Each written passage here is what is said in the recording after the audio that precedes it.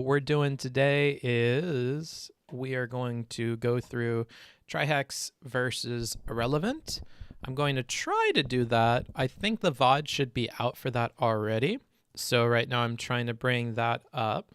I might ask for a time-stamped link later on. Don't be frustrated with me if I do, because I also have to correct the title on this in the YouTube, and then I need to do some shout outs, and yeah, we have some catching up to do. A little bit of housekeeping, and then I'll be able to start the stream up and get going. Thanks for watching the VODs. I appreciate it, and yeah, a big welcome to anybody who is just piling in here. I'll throw some music up for you guys. These definitely get me copyright whatevered on YouTube, but I think that that's like okay price to pay. So I don't know. Here is Summer by Circadian Clock.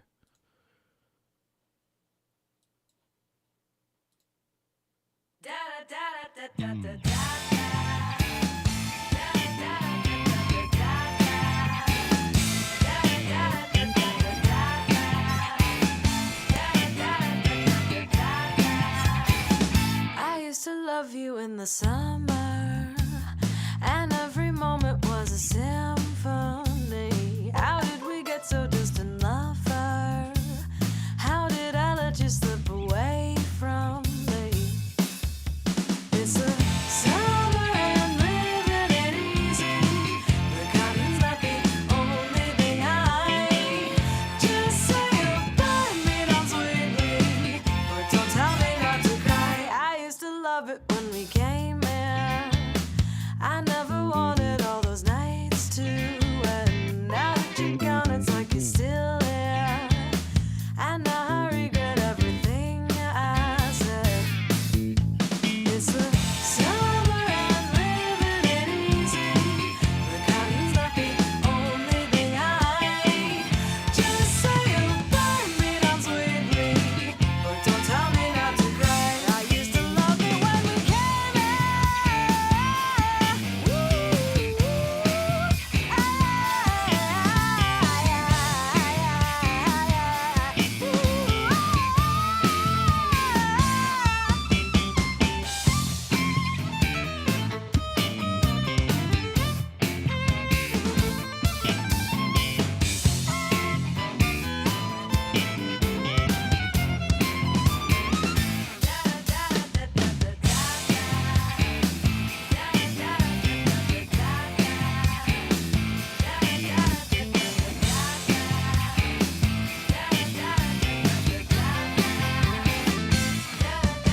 It's the summer and living it easy.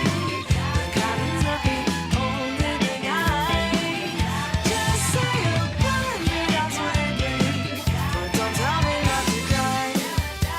It's the summer and living it easy.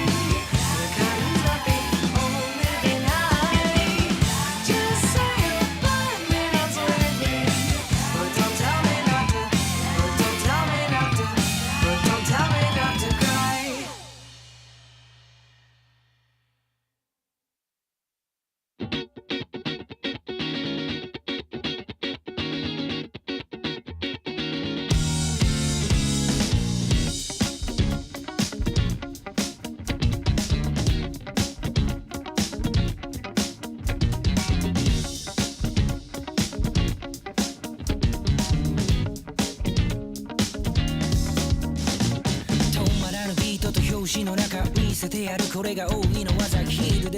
Never don't stop 本音語ろうよ心の中くすぶった炎が溶けてしまわないのさ弾けて混ざって I want hardcore geek and geek it's not emotion I want hardcore geek and geek it's not caution I want hardcore geek and geek it's gonna be like this all day 若さゆえの過ちにも We're gonna make it gonna make it gonna make you love me We're gonna make it gonna make it gonna make you love me We're gonna make it gonna make it gonna make you love me Ooh baby make you love me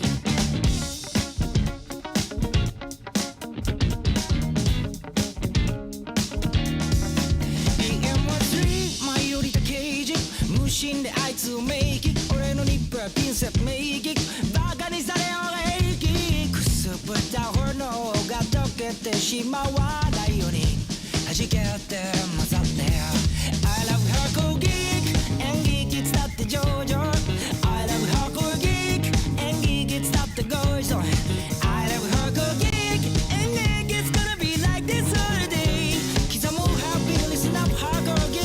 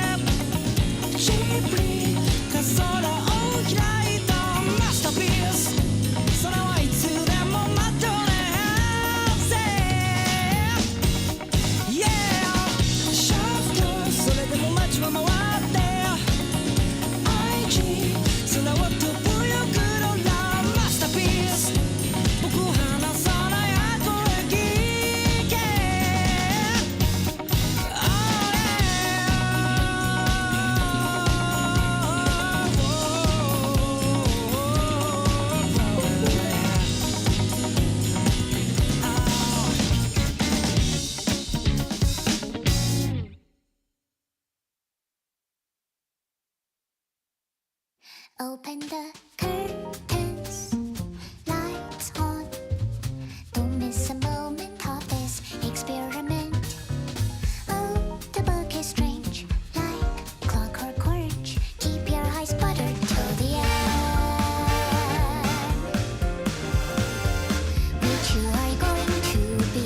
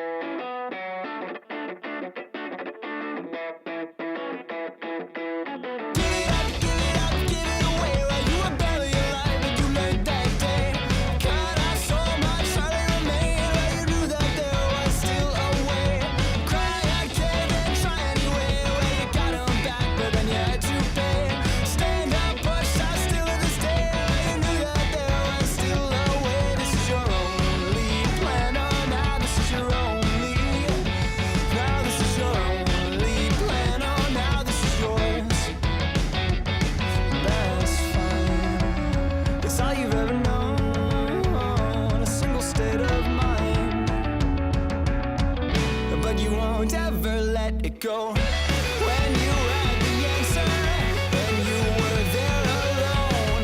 You left the door unopened when you knew that you would want more. Give it up, give it up, give it away. While you were barely aware, you learned that day.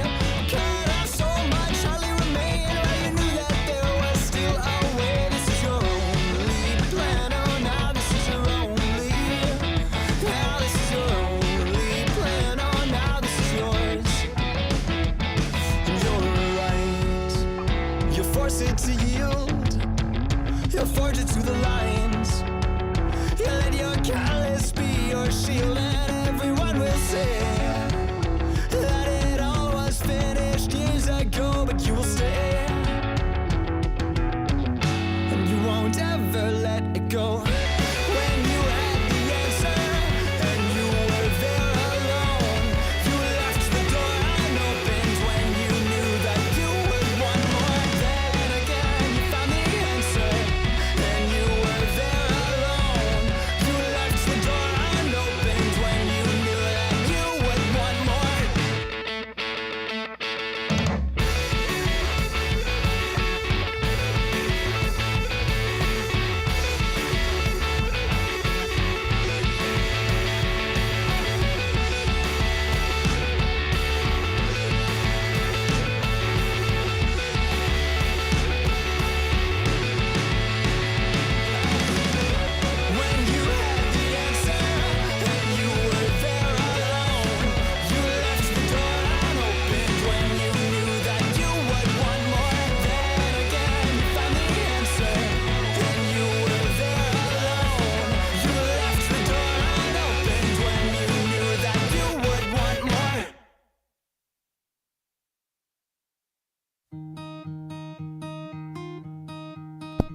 No, no, no, no, no, no, no. No more. What's up, everybody? What's up, party people? How's everybody doing today? I'll tell you how I'm doing. Your boy got to take a shower yesterday. You know, I'm just happy I got to take a shower, dude. I'm feeling spry, matter of fact. All right, let's put that like that. Is that light on? Oh, there we are. That's much better. Skirt. Actually, is that much better? Yikes. Ho ho. Oh, I look gross. Oh, I need to shave. How is everybody? Bookfucker, do you not usually shower? Well, right now, because I came back from Georgia, we did a canvassing event with Destiny's community.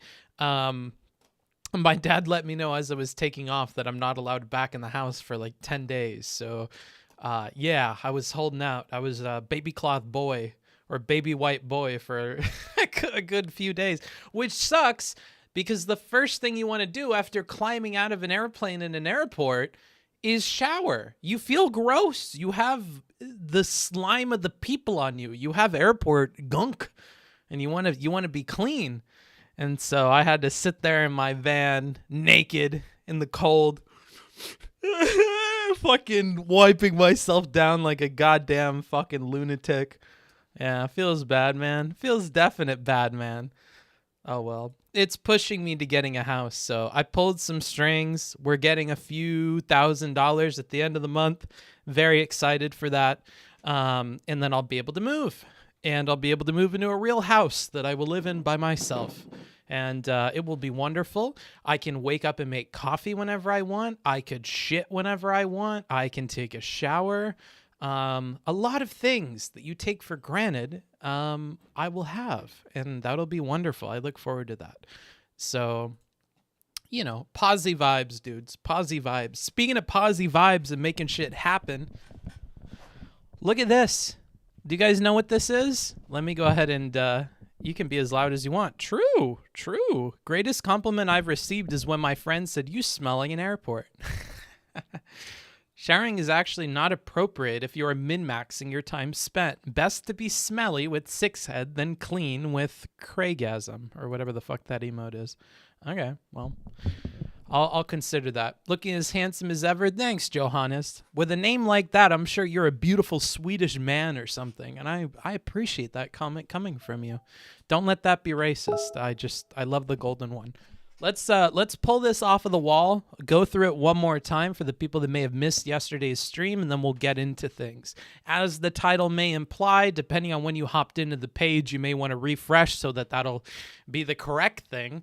But today we're going to be looking at Ahrelevant versus... Drumroll. That's an awful drumroll. I need Steven in here to help me. It is Ahrelevant and Trihex. Now, Trihex doesn't often do debate things, so it's interesting to see him be a part of this. In order to keep the React Andy suspense with my audience, I haven't watched a single second of the debate. I haven't heard anything about it. The only thing that I've seen after the event was Trihex's tweet about how he's happy to have done it, and he hopes to do more in this space. And if that's his plan, and we've never really covered Trihex before, maybe this will be an opportunity to look at his rhetoric. What are some like stylistic decisions he's making? How are they working out for him? And of course, what would be interesting to him is how you could improve. So we're going to do all of those. He hasn't made it on the no-no list, so as far as I'm concerned, he may still want to improve his abilities. If he's saying he's jumping into this realm and wants to continue doing it, you know, there we go. We're going to give him a fair swing of things here. Yikes, this will be a short stream. Was it? Will it be? He tweeted he was happy with the experience. That's good. So we should not spoil, yes? Uh-oh.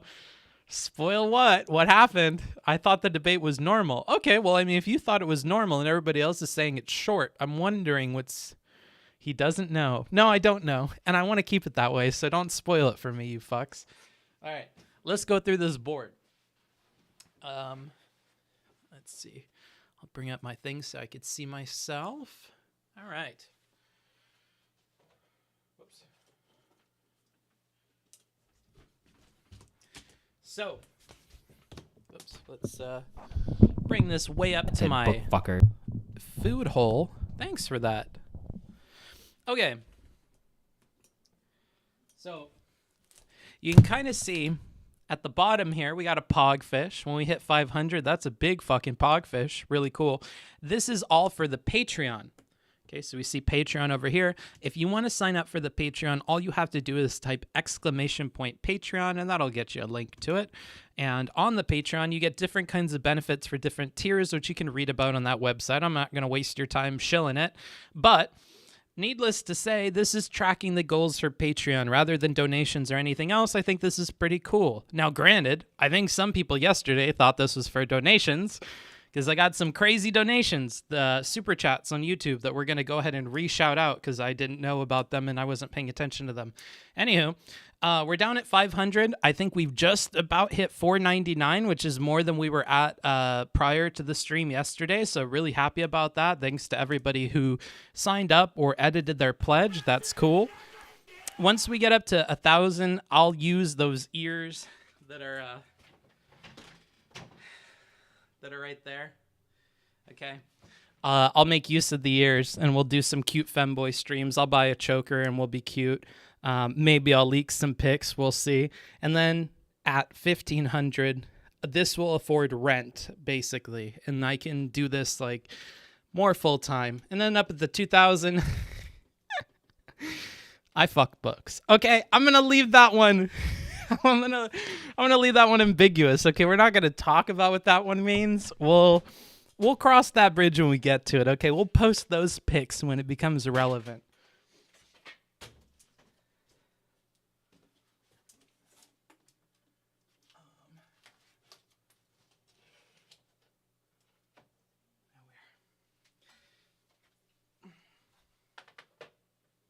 Ho ho ho ho.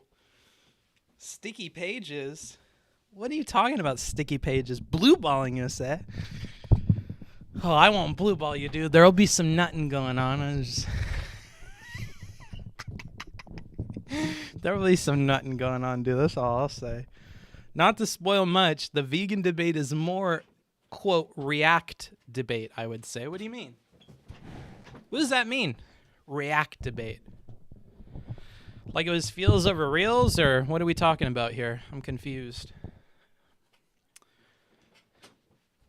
When it becomes irrelevant, wink, wink. I mean, if Relly wants to take some pictures with me, I'd be happy to. If Relly wants to get all lubed up and take some pictures with me, dude, I'd be down. All right, tell him to DM me. While I'm at it, dude, I'll DM some of these cute femboy people on Twitter because there's an awful lot of them.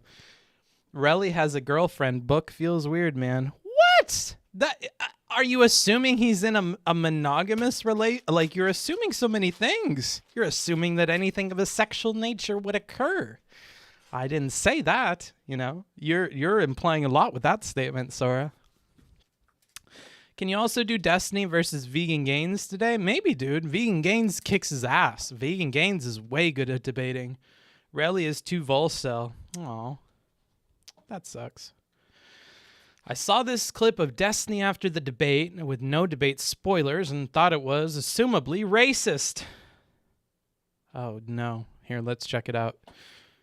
A racist take from Destiny? What? What? What? I don't believe it. I don't believe it. We have no reason to believe anything of the sort from that fella. So let's go ahead and check out this clip here.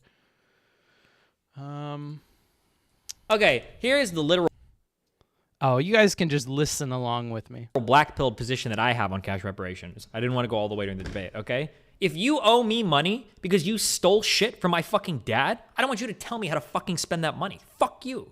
That's bullshit. If I want to waste that, if I'm a black person and my dad, my granddad, and my great-granddad were fucking slaves, you need to pay them money, and you gave me cash, I could go and fucking buy all the fucking watermelon and fried chicken I want, and you could suck my fucking dick. Because... Oh my god! What the Oh no! Oh no!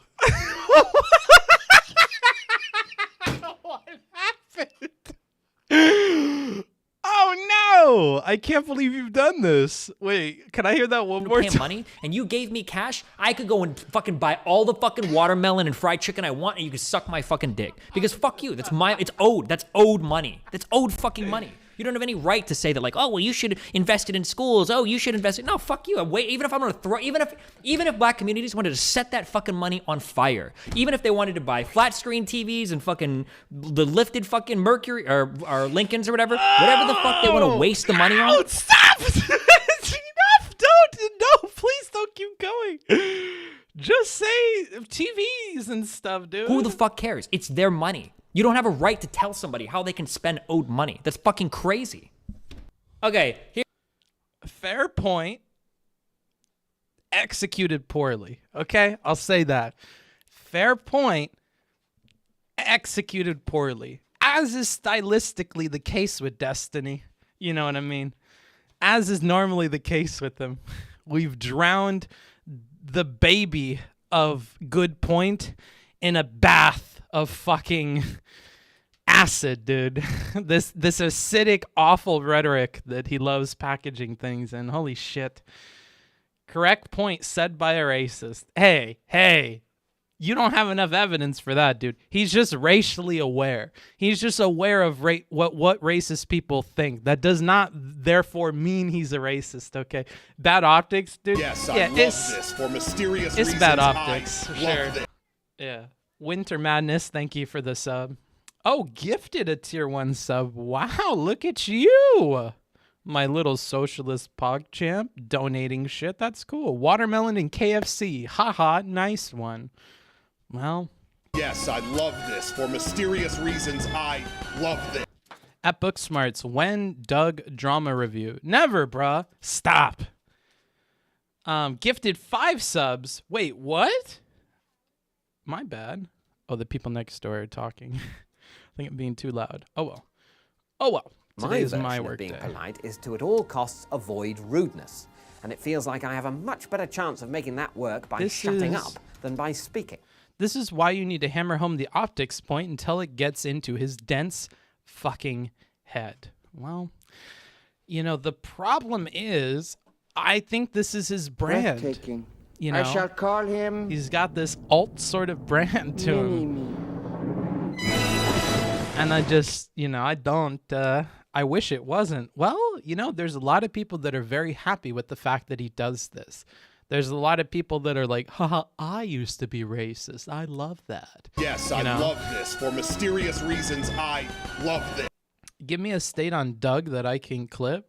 Like, I literally got off the phone with Doug, like, before I fucking jumped on stream. Like, I still talk to Doug. Like, you guys are being a bit dickish. I think he's learned his lesson. You guys need to move the fuck on. I don't know. Fucker. There have been phases where his brand is this very good moral person, though. Yeah, and it doesn't work very good, does it? Because you can look up clips like this. That's why there's a gap, you know? And I think that if he's trying to build that brand, then probably it's worth pointing out that he cannot continue to do this. But if he wants to try to build up the both of them and hope that people will think, you know, good of him because of the actions he chooses and can overlook a lot of the bad stuff, then so be it. And he's met plenty of people that are able to do that. Afro Sabi being a very good example of that, right? Someone really cool, somebody pretty based who can see through the bullshit and focuses on the things that he thinks are important to focus on, like his activism efforts. But there are going to be a lot of people that focus on what you say and what have you said and what are the positions that you've taken. And when you have the spotlight on you, what do you choose to do with that? What is your brand? What do people know you for on the internet? And for, you know, people that look there, they're going to be turned off by him. And I think at this point, he's an old enough man to realize that there's a trade-off there, and he's happy to continue to lean one way or the other. And I don't think we should pretend like he's even capable of changing that for himself. I'm not sure that he is. Even if he says that he's in control, I don't think he really is.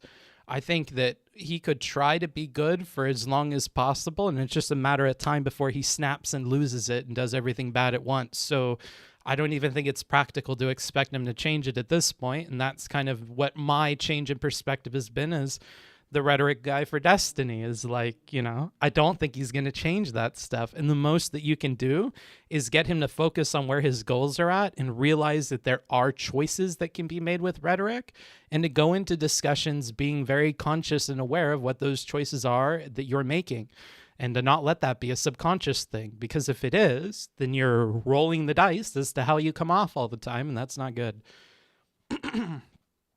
Okay, I'm ignoring the Doug chats, okay? No more. I'm almost tempted. Hey, do I have a sword in my chat? I want you to ban a term, okay? I'm officially mandating it, okay? I'm officially putting forward the order. We are, from here until the end of time, we are banning... Yeah, I know. Monka S, indeed. We are banning the phrase Doug. So, Doug of 8K... Get rid of it. I don't want to see it anymore. Okay? So if there's any swords in the chat, there you go. That's my call for it. I'm putting an official ban on the word for a bit because I think I cannot stand it. I cannot read more of it. It's very annoying to me. But my cousin Douglas won't be able to introduce himself. No, he won't. He needs to get a new name, That's what I got to say. Just say 8K, man. Be quiet, guys. 1984. Yeah, this is 1984, bro. This is double bad right now. What I'm doing is double bad. I'm taking away your freedom of speech. George Orwell warned us of this, yeah. He also warned me of the camera that's embedded in my monitor watching me talk and watching me review videos. So he warned me about you guys too. So don't forget that. It's you guys that will vote in the fascists to power, All of us collectively fuck ourselves over in that future, all right? And you're as much a part of it as I will be. I can guarantee that. Anywho, ignoring the fact that half of our country would like to send us into an Orwellian nightmare, let's go ahead and jump into the topic for today, which is the debate between Ahrelevant and Trihex. I'm going to try to find it on my end. Does anybody have like a time-stamped link they want to give me? I'm awful. Free speech. Sorry, double plus, I'm good. Yeah. Drama queen voices are being silenced. Yeah, they are, because it's just, there's no point. I don't want to talk about it, so it is what it is. First, they came for the diggers. I didn't say anything because I was not a digger. Yeah, well, there you go. You should always defend the diggers. Booksmart sword me. I'm tempted to, bro. I'm tempted to. Feels weird, man. A what? A digger. DGGer. Yeah. You guys need to get your head out of the gutter. I don't get the focus on the delivery. It's pretty clear what he means. By using the items that racist people believe we would waste money on does a better job of delivering the point. That is an opinion that I don't think is a very widely held one, buddy, because that's exactly what we're talking about, is that choice. And for some people that want to read it that way, yes. But what you need to think about are the people who don't agree with him off the bat, the people for whom presumably this point is meant to be delivered, because you yourself say it's using the items that racist people believe we would waste money on, and that does a better job of delivering the point. But to whom? To people already in the loop? My version of being polite is to at all to people costs that already avoid believe that, rudeness. And it feels like I have a much better chance of making that work by shutting up. That's what than like by I'm speaking. asking here is like, what if you're a famous streamer in the US in 5 years but everyone calls you bookfucker? Weird, Jay. Who cares? I would be rich. You guys said I would be in the right class, dude. I'm trans class, okay? I was born and I knew I was meant to be bougie. And I fucking woke up into this consciousness of a poor person. I've been stuck in it for too goddamn long. I'm not one of the proletariat, dude. I was born bourgeoisie, and I will live my truth. I will eventually get there. And when I do, I don't care if my name is Bookfucker, because names are one thing. Names are whatever. But class is forever. But anywho, this channel is about focusing on the delivery, buddy. You sound like a dictator. Hey, bro. 223.15. Thank you. All right, let me try to go there. YouTube link. Cool. And thanks for the subs and follows. So I could kind of get a feel for the format. And I think for the most part, I like the format. Oh, this is a Destiny in moderation. I didn't even know. That's cool. Here, I'll go ahead and switch this up. Sorry, I'm on mobile. You're good. 223.15, that's fine. All right. And then I'm going to go ahead and make sure nothing is on my screen that could be negative, right? Don't want that. Okay, that's gone. That's gone. The serial killer thing I was listening to, that's gone. That's gone. My email, that's gone. All right. I think we're good to go. Here, let me go ahead and switch this over. What are your guys' takes on the conversation before we get into it? What were you thinking? Negative in what way, Booksmarts? I don't know. I don't know what you're talking about. You should be sorry for being on mobile. Holy shit. I mean, I thought I was a class supremacist. You're over here shitting on mobile users, dude. It's pretty, that's pretty cringe, bro. Not gonna lie. Shitting on mobile users. That's like shitting on the I'm gonna stop. I'm gonna let these two make all the jokes today. All right. I think this is the main monitor. Yes. Okay. Wonderful. All right. We'll go ahead and bring this in like this, and then we'll correct. Here, I'm gonna fix the crop job here real quick. Bloop and actually. He who desires but act not breeds pestilence. We're not Great ye streams. supporters here. Keep it up. Thanks. I'll keep it up. Thanks for that. Oh, by the way, sorry. I've tempted you and now I can't give it to you. I'm going to blue ball you right now. I need to look at my super chats that I completely didn't pay attention to the last time. So, got $5 from Petra. Thank you. $5 for Brian. Thank you. 5 Great British pounds from Thai. Thank you. 5 Australian didgeridoos from People Eater. I appreciate that. Good to see you again, dude. And we got $1.99 from Shizzlepex letting me know my race. Thank you. Sometimes I forget. Again, trans class. Dick Johnson with an amazing amount. $100 from Dick Johnson. Let's go ahead and see what Dick Johnson had to say, because it's cut off for some reason. YouTube's back end is absolute dog trash. It's really fucking bad. There's no way for me to. All right, here we are. Dick Johnson says, "Here's for actively contributing in American democracy in a positive way, buddy." Thank you, Dick. I appreciate it. And I hope you run again for president. I really liked you the last time. I think you showed the Vietnamese, dude. Anywho, let's just I appreciate your foreign policy, dude. Dylan Burns would love you. All right, let's jump into this. Stop memeing. I'm changing only a couple things coming forward into this episode. To start us off, the topic, if you can't read, and if... Wait, why are people saying muted? It's Have you not watched muted. Akira? Hold Yeah. on. You're banned forever in chat. Ken or whatever. Bye. See ya. Can you hear this okay? So if you obviously can't tell, today's topic is cash reparations for African Americans. So basically the debate is should the U.S. federal government or state governments in some Sounds capacity good. Okay, cool. Recompense African Americans for whatever reasons will be discussed here? Or is this like not something that the government should do for whatever reasons, which will be discussed here? For this topic, I explicitly sought out to black people to talk about it because it feels a little bit weird to have like men debating abortion or white people debating reparations, or, you know, so I thought it would be a little bit. But aren't white people... Oh, man. Today's gonna be a difficult day for me, dude. Today's gonna be a difficult day. I'm gonna have to be really careful with my jokes. I have donuts, dude. I'll keep my mouth filled, and then we won't say anything bad. A little bit more. I don't know if I would say tasteful. That sounds a little bit strange, but like a little bit more appropriate maybe to have two people discussing this topic that are actually like intimately affected by it. Coming into this debate, so I've decided that I will make my positions known to the chat on this, but first we're also going to do polls. I'm just kind of curious. We'll look for before and after movement. I'm putting a poll in all 3 chats. I'm just curious. Poll is simply asking, are you in favor of cash reparations for African Americans, or are you against cash reparations for African Americans? You can vote here. We'll do one of these before, one of these after. All right. Let me be honest. All right. Let me ask my chat. What are you guys thinking?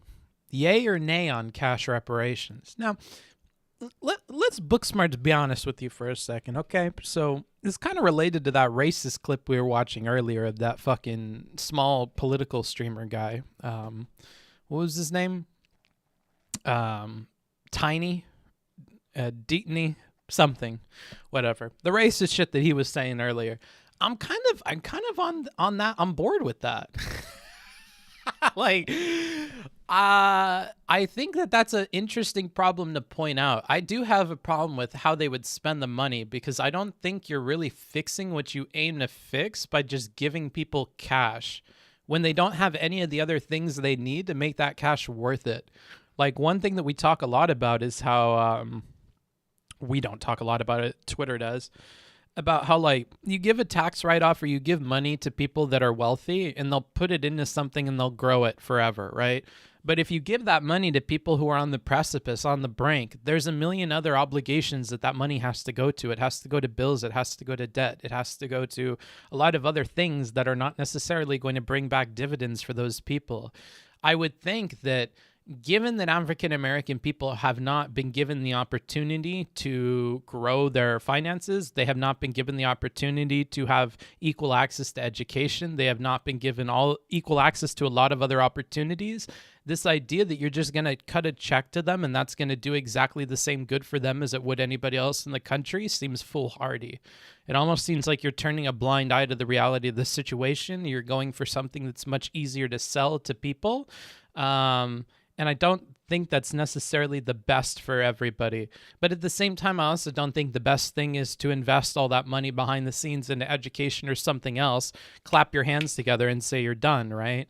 And so that's a difficult thing with this topic. And I don't think either of the extremes is correct. I don't think massive investment into education and this, that, and the other thing behind the scenes is going to be good. I think that some people should have access to some money or something that's like of monetary equivalence. So like maybe they get like massive tax write-offs for a while, or maybe they get access to special government programs and things that other people don't. I'm not sure. But giving cash to everybody doesn't seem like the best option in terms of outcomes, just because you're basically kicking the can down the road of burden for spending the money properly on people who don't seem super well equipped by definition to handle that decision, right? If part of the whole reason that we're doing this is because these people have been like held back by our society for so long and they're so disenfranchised, I don't think it makes a ton of sense to just put money in their hands and expect that the problem will be solved by them. I don't think that that's like a super great idea either. But yeah, this is the exact same thing as taxing people based on race. I mean, Rage Pope, you're an economist, bro. You deal with astronomy for fucking rich people. So I don't know. Maybe that's your astronomy for rich people take. I'm just trying to tell you, like, what I know of people and what I see of people in the real world. Like, this probably isn't like a solution to that. I don't know what is, but I also don't know. I'm not going to use economics to come up with an answer, really. It's like creating a bunch of lottery winners instead of capital owners. That's some good shit. I see you're taking rhetoric notes, did you, Steve? Because that's some good-ass rhetoric, dude. I have no idea, though. I would need to know a bunch more technical info on the topic to say anything. But off the top of my head, the cash idea doesn't seem like a very good one. I'm surprised that gets past like even a moment's thought in people's heads. I should have posted this right at the beginning. After the majority of you guys have voted, or I feel like most of the votes have come in, I'll make my position. Don't take this wrong, but what right do you have to say what they should spend the money on? It's owed to them. I know I read that in a shitty way, JC, but I think you're kind of missing the point of what I'm saying. I'm not focusing on like telling them how they ought to spend the money. What I'm saying is giving people money doesn't seem like the greatest idea. And that's as much time as I'll spend on the comment, because I think you just missed the central crux of what I'm trying to say.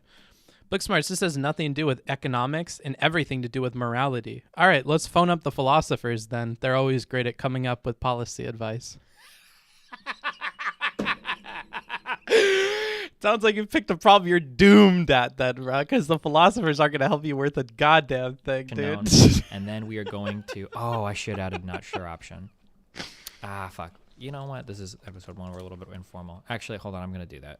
We're going to do that for the only problem with undecided... Well, no. Oh, fuck. I should have thought about this more. Because undecided... I feel like everybody will put in undecided because you guys are... A bit over here. Because you guys are, like, indecisive as fuck. And then at the end, you'll all wait.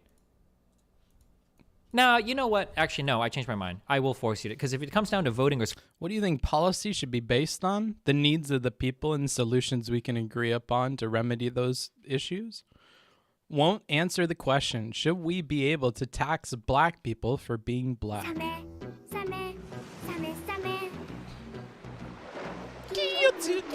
I'm going to ignore it. love you, buddy. Supporting a politician. I love you too, There is no dude. undecided. You either do or you don't. So, no, actually, I'm going to leave it like this. And because for me personally, and as most of the votes have come in, I will reveal that for me personally, I am almost undecided on this. I lean very, very, very slightly in favor of it based on what I've heard so far. But my position on that could be very easily moved in one. Destiny wants to pay off the Africans, dude.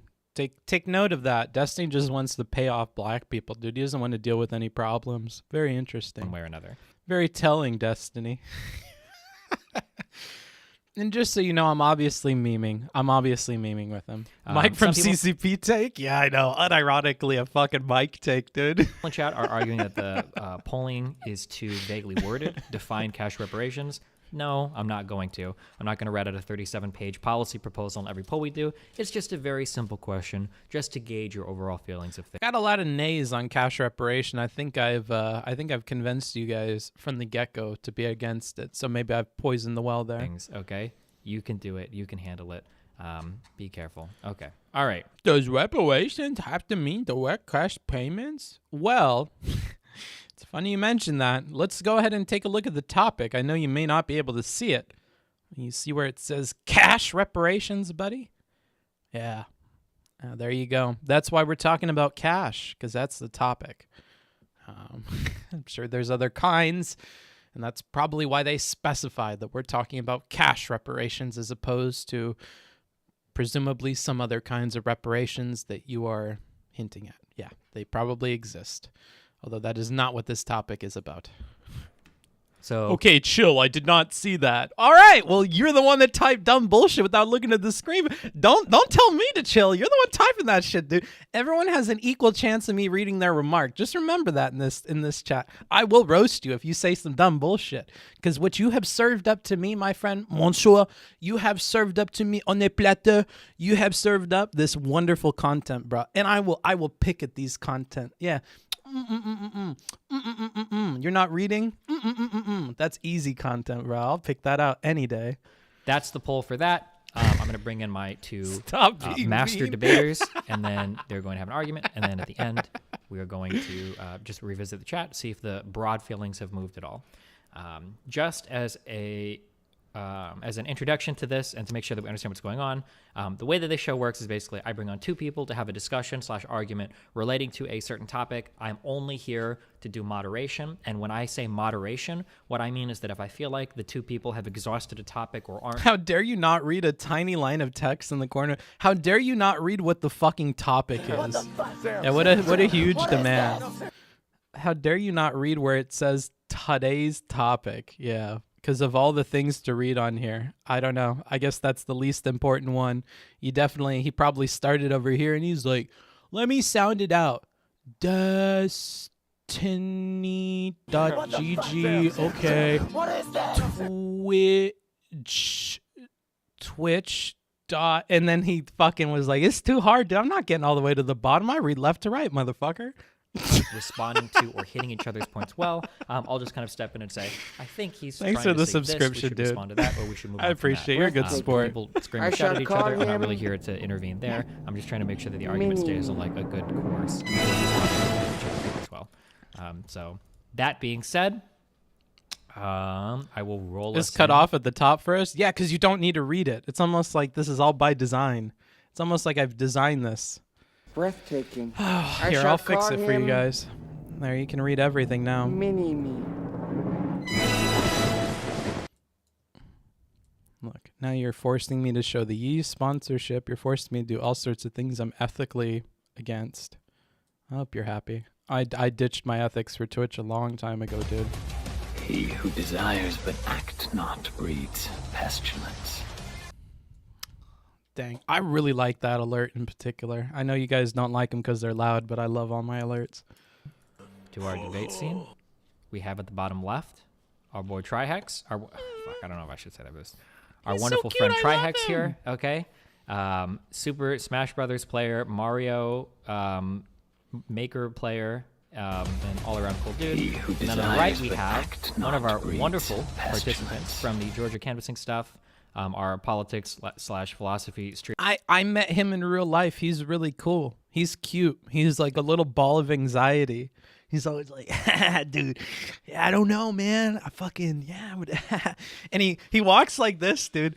Oh, hold on. I love, he's going to think I'm roasting him, but I'm not. Okay, Relly, if you're seeing this clip, bro, I love you. I think it's cute. I said this in real life too. But he walks like he does this. He has like an evil villain walk, dude, because he puts his hands behind his back like that, and he does like Wakanda Forever behind his fucking back. Oh man, it's so adorable. I really like this guy. It was cool to meet everybody. Big thanks to Destiny for like having the event, dude. Streamer / rage debater. Like a on shonen Twitch. anime character, yeah. So you two are going to take it away. I think that for this, we'll probably start, I guess, lightly with the affirmative. Trihex can state why he thinks it would be important to have cash reparations, and then Ahrelevant, you can respond, and then we'll just kind of like follow the conversation like that, and I'll make sure the two of you guys kind of stay on point. Go for it. Good. Hey. All right, well, first, I appreciate being introduced as a masturbator. Why Wakanda specifically, Booksmarts? Because it's literally the fucking thing that they do. They go, Wakanda forever! And they do this, dude. I don't know what the fuck you're talking about. Of course. What other comparison would I make? They're literally, he's doing this behind his back. Like, I don't know, because that's the Wakanda thing. Good God, you guys are so awful. I hate you. Booksmarts, did you get to meet Bastille too? Yeah, he's adorable. He's way shorter than I thought. He's like a very little man. People make fun of Destiny for being tiny, but I feel like Bastille is actually small. So, I don't know. Too far, dude? What? What did I say? Oh, man. Why did you do... Oh, did I do a voice? Wakanda? Ah. Okay. I don't think that's bad. That's... Oh. I'm not winning this argument. Okay, I'm just going to move on. Criteria that I qualify to be introduced as Destiny, but regardless, though, I guess we can move on from there. Sure, go for it. So you want to go ahead and start in here with whether or not we support or oppose? Yeah, so just for Trihex, you think that cash reparations ought to be paid to the descendants of slaves in the United States. Why? What's like your first point for that, I guess? Yeah, sure. So the first point for that is just, I guess we can go over here, just the acknowledgement that we need to do a course correction on all of the historical wrongs and oppression that's been inflicted upon Black people in the United States here for several centuries. Something needs to be done about it here, and the everlasting effects that have been like inflicted and endured by Black people are shown with the grotesque wealth inequality, socioeconomic factors that lead to disadvantages for many Black people all around here, whether you look at discrimination, criminal justice enforcement, employment opportunities, and just open discrimination. So yeah, there's a lot we can look into to start to acknowledge that being the reality of what it is, and how reparations can be the start of the healing process from that point. Okay. I can go further if you need me to, but I forgot. I think that's pretty good for me personally to be able to jump off of. I agree with pretty much everything that you said. However, the point of disagreement is probably that I don't think that direct cash reparations actually helps almost any of what you said there, almost at all. I would find that what would probably help significantly more would be investing in Black businesses or investing inside of Black schools, specifically, like instead of direct cash in hand, it would be more of infrastructure or the environment around Black people's, like the climate that Black people live in. Now, it was a very, very slight thing, but because I'm the rhetoric gum and I fucking nitpick everything, Ahrelevant coming in here and opening up with like, the reason why I'm not in support of this is because I think there's like what you're talking about, cash reparations, and the issues you're talking about solving with that mechanism. If I'm being honest, I don't think the cash thing solves those problems. Implicit here is the agreement that those problems exist. And he's saying further, you know, if those are problems that you and I both agree exist, I think that the way to solve those is not through cash reparations. I think that investment, I think that these other alternative things would actually solve those better. So you're starting the conversation on a foot of talking in the terms of the other person and kind of working towards solving problems that you both agree on, which is huge. Oftentimes they can't even agree on the problem. Like one thing I see a lot with leftist people is they're not willing to be flexible in saying that you could view the problems that exist in society from lenses other than race or lenses other than class, right?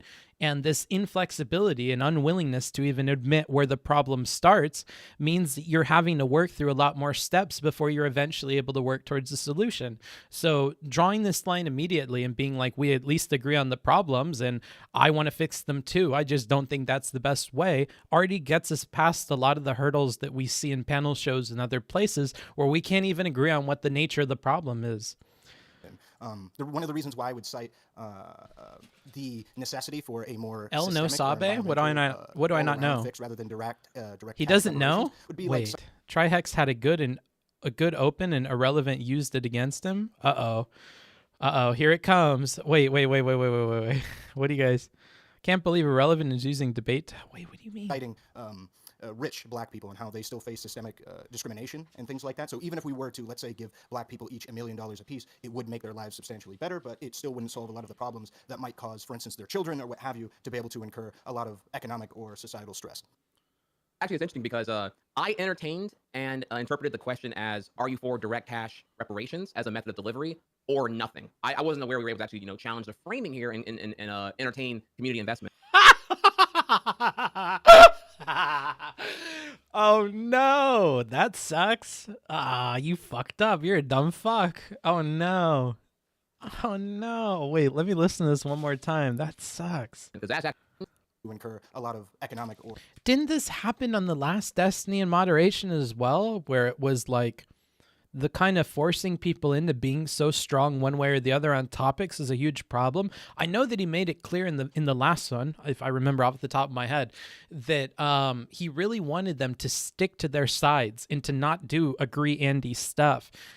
Man, does he miss part of the point in the wonderfulness of moderated debate? Because moderated debate is not a sports thing at that point. I feel like oftentimes when you have a moderator that's super hands-on, people feel like you're working in a team to move towards a direction, and you force them to do that by the way that you ask questions and stuff too.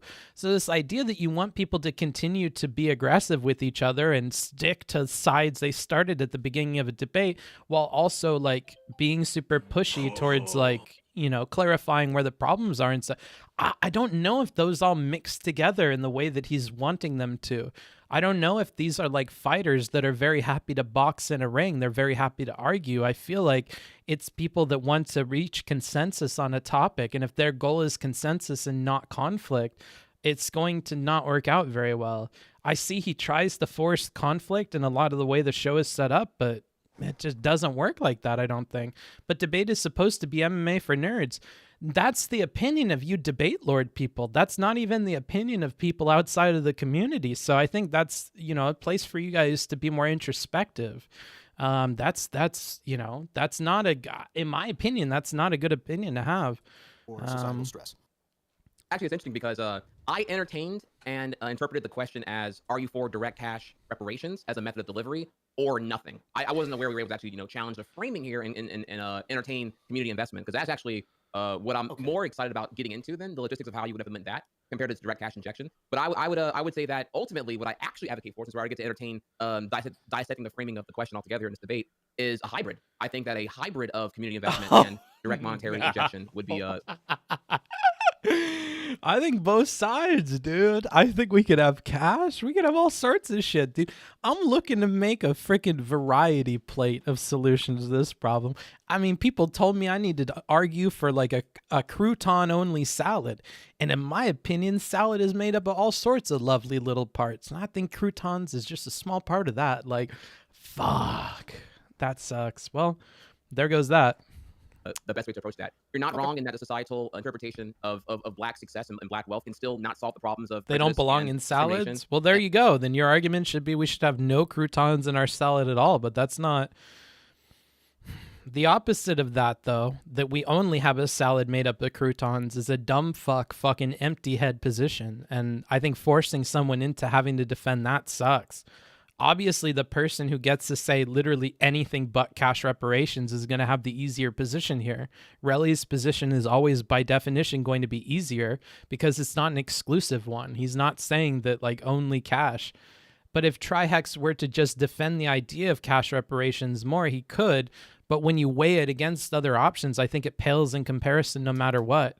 I would be surprised if somebody came on there and their argument was literally that cash reparations beat out any other form of like compensatory politics or whatever for fucking African American people. I think that would be a dumb fucking position. And to force Trihex into that when he's not even like a strong debate person or he doesn't do that for fun, I think, man, that's rough. Oh, well. And other things like that. But we can elaborate more on some of the structural specifics here. But I would definitely say that I'm not necessarily opposed to monetary injection because for a starting reason, the poverty floor in this country is really, really bad. And if we look at like the average income of like self-described black individuals, it's significantly worse than the white counterpart. And the fact I don't think the idea has no merit. I just think that if I had the funds to literally send every single person and every single African American person in the country some significant amount of money such that it's like reasonably life-changing for them, as would be the purpose of cash reparations, like let's say it's like between $5,000 and $10,000, that's a lot of money that I just got from the government.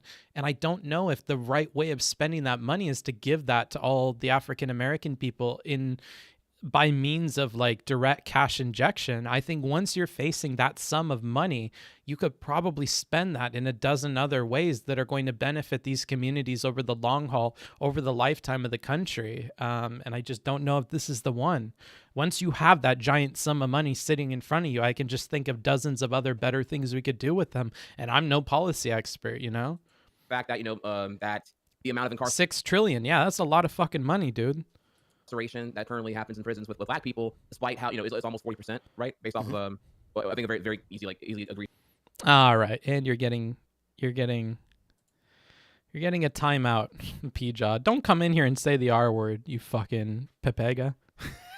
Statistic right there. 40% of incarceration in prisons is black people, yet black people only make up 12% of the population. There's a disproportionate amount of bad things or enforcement happening in certain areas here. So we definitely have a lot we need to look into here. And of course, maybe course correcting a lot of things like our cash bail bond system, the criminal justice reform, I'm sorry, and many other things like community investment all come into play here. But if we're going to agree about the severity of how bad it currently is for the most oppressed, one of the most oppressed classifications of citizenship in USA as African Americans, then I'd say time is all the essence here, and I'm not entirely opposed to, in a similar parallel to the pandemic right now, getting that relief as immediately as possible. Even take. Oh, is that really the argument here? We're kind of pressed for time here, and we've had a lot of time to think about how we should help these people. Now, how's about we just cut them some checks? If there's one thing I know about African American people, it's that they would love some good money. Like, that doesn't, that's one way of thinking about it, although that seems quite hurried and rushed and not thoughtful at all. Because you also have to keep in mind, whatever you do here will stand the test of time for people thinking that was a solution to the problem. You're going to have as a talking point for Republicans or other leans racist people out there that well, we already solved all this shit. Why are we still talking about African American problems when we sent all of you motherfuckers $7,000? I think that becomes a solution for a lot of other problems. And I don't know if I would trade in having a public talking point of a solution. I don't know if I would trade that in for cash reparations as that solution. I think there are other better things I would take in its place. What the fuck is going on in my fucking YouTube chat? All right, you're blocked. Congrats. If you guys want to appeal blocks, you gotta email me.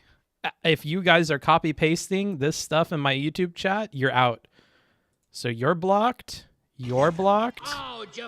You're blocked. I don't even care if it's a meme. You're all blocked. Really like your work on Twitch. You're blocked. There we go. Anybody else?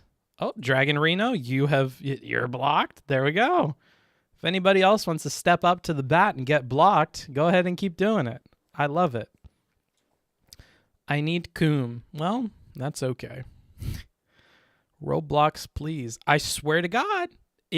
All right, new block term, Robux. If I see you in my YouTube chat and you say Robux, you're getting banned, and you're gonna have to email me and go, when you said I was getting banned, I thought it would be funny, and I'm so sorry now, because I thought about it, and then I wanted to say that you were handsome, and I couldn't send a message. Yeah, you're gonna fucking write me some awful fucking email later, so don't start with that, dude.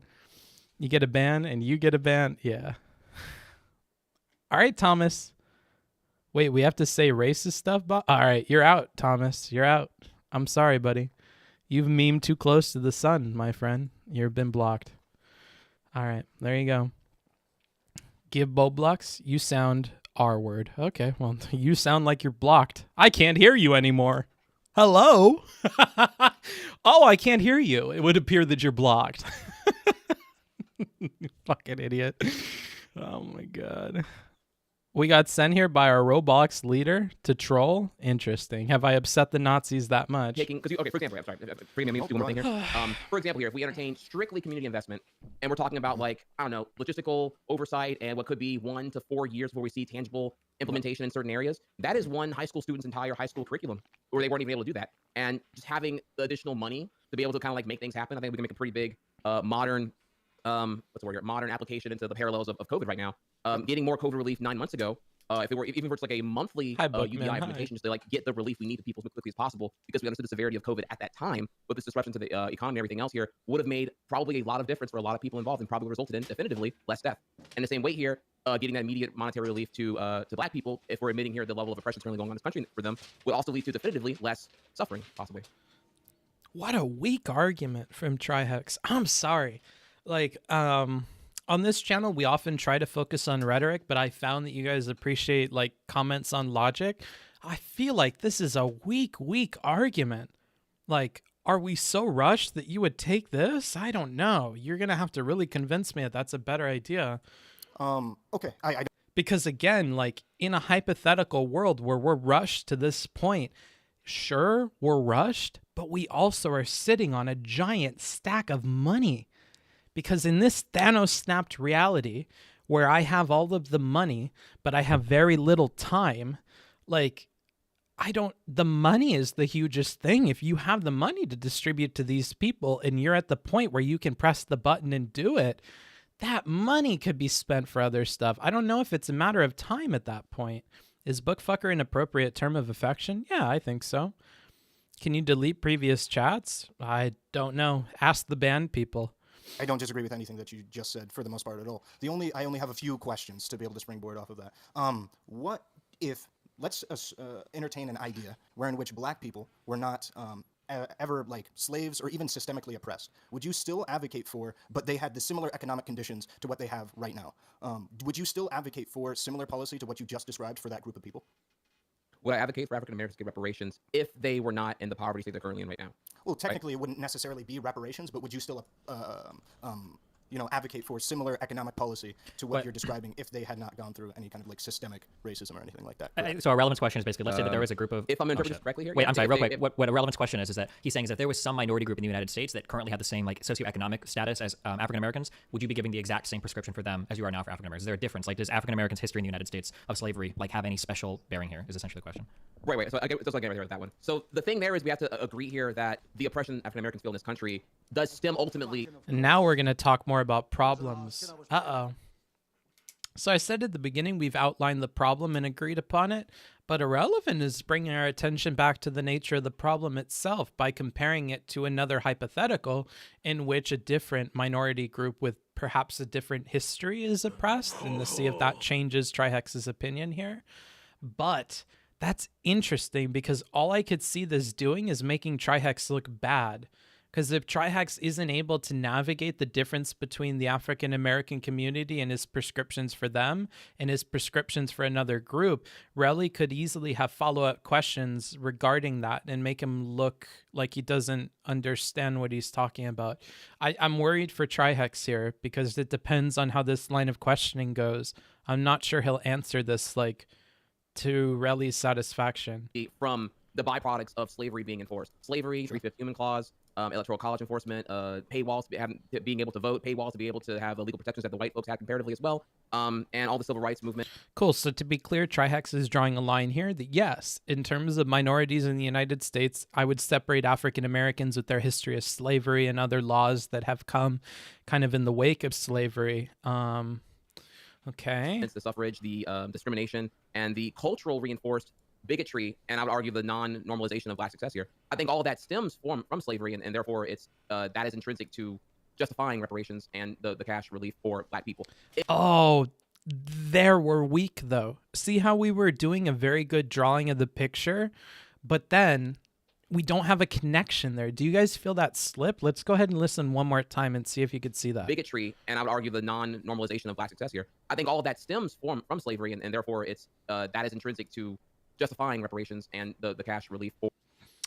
So I don't feel like you connected those two very good at all. You spun a narrative of why African Americans as a minority need to be separated from the other ones in the United States because of this historical thing, because of the historical, significance of slavery and how that's, manifested itself since then.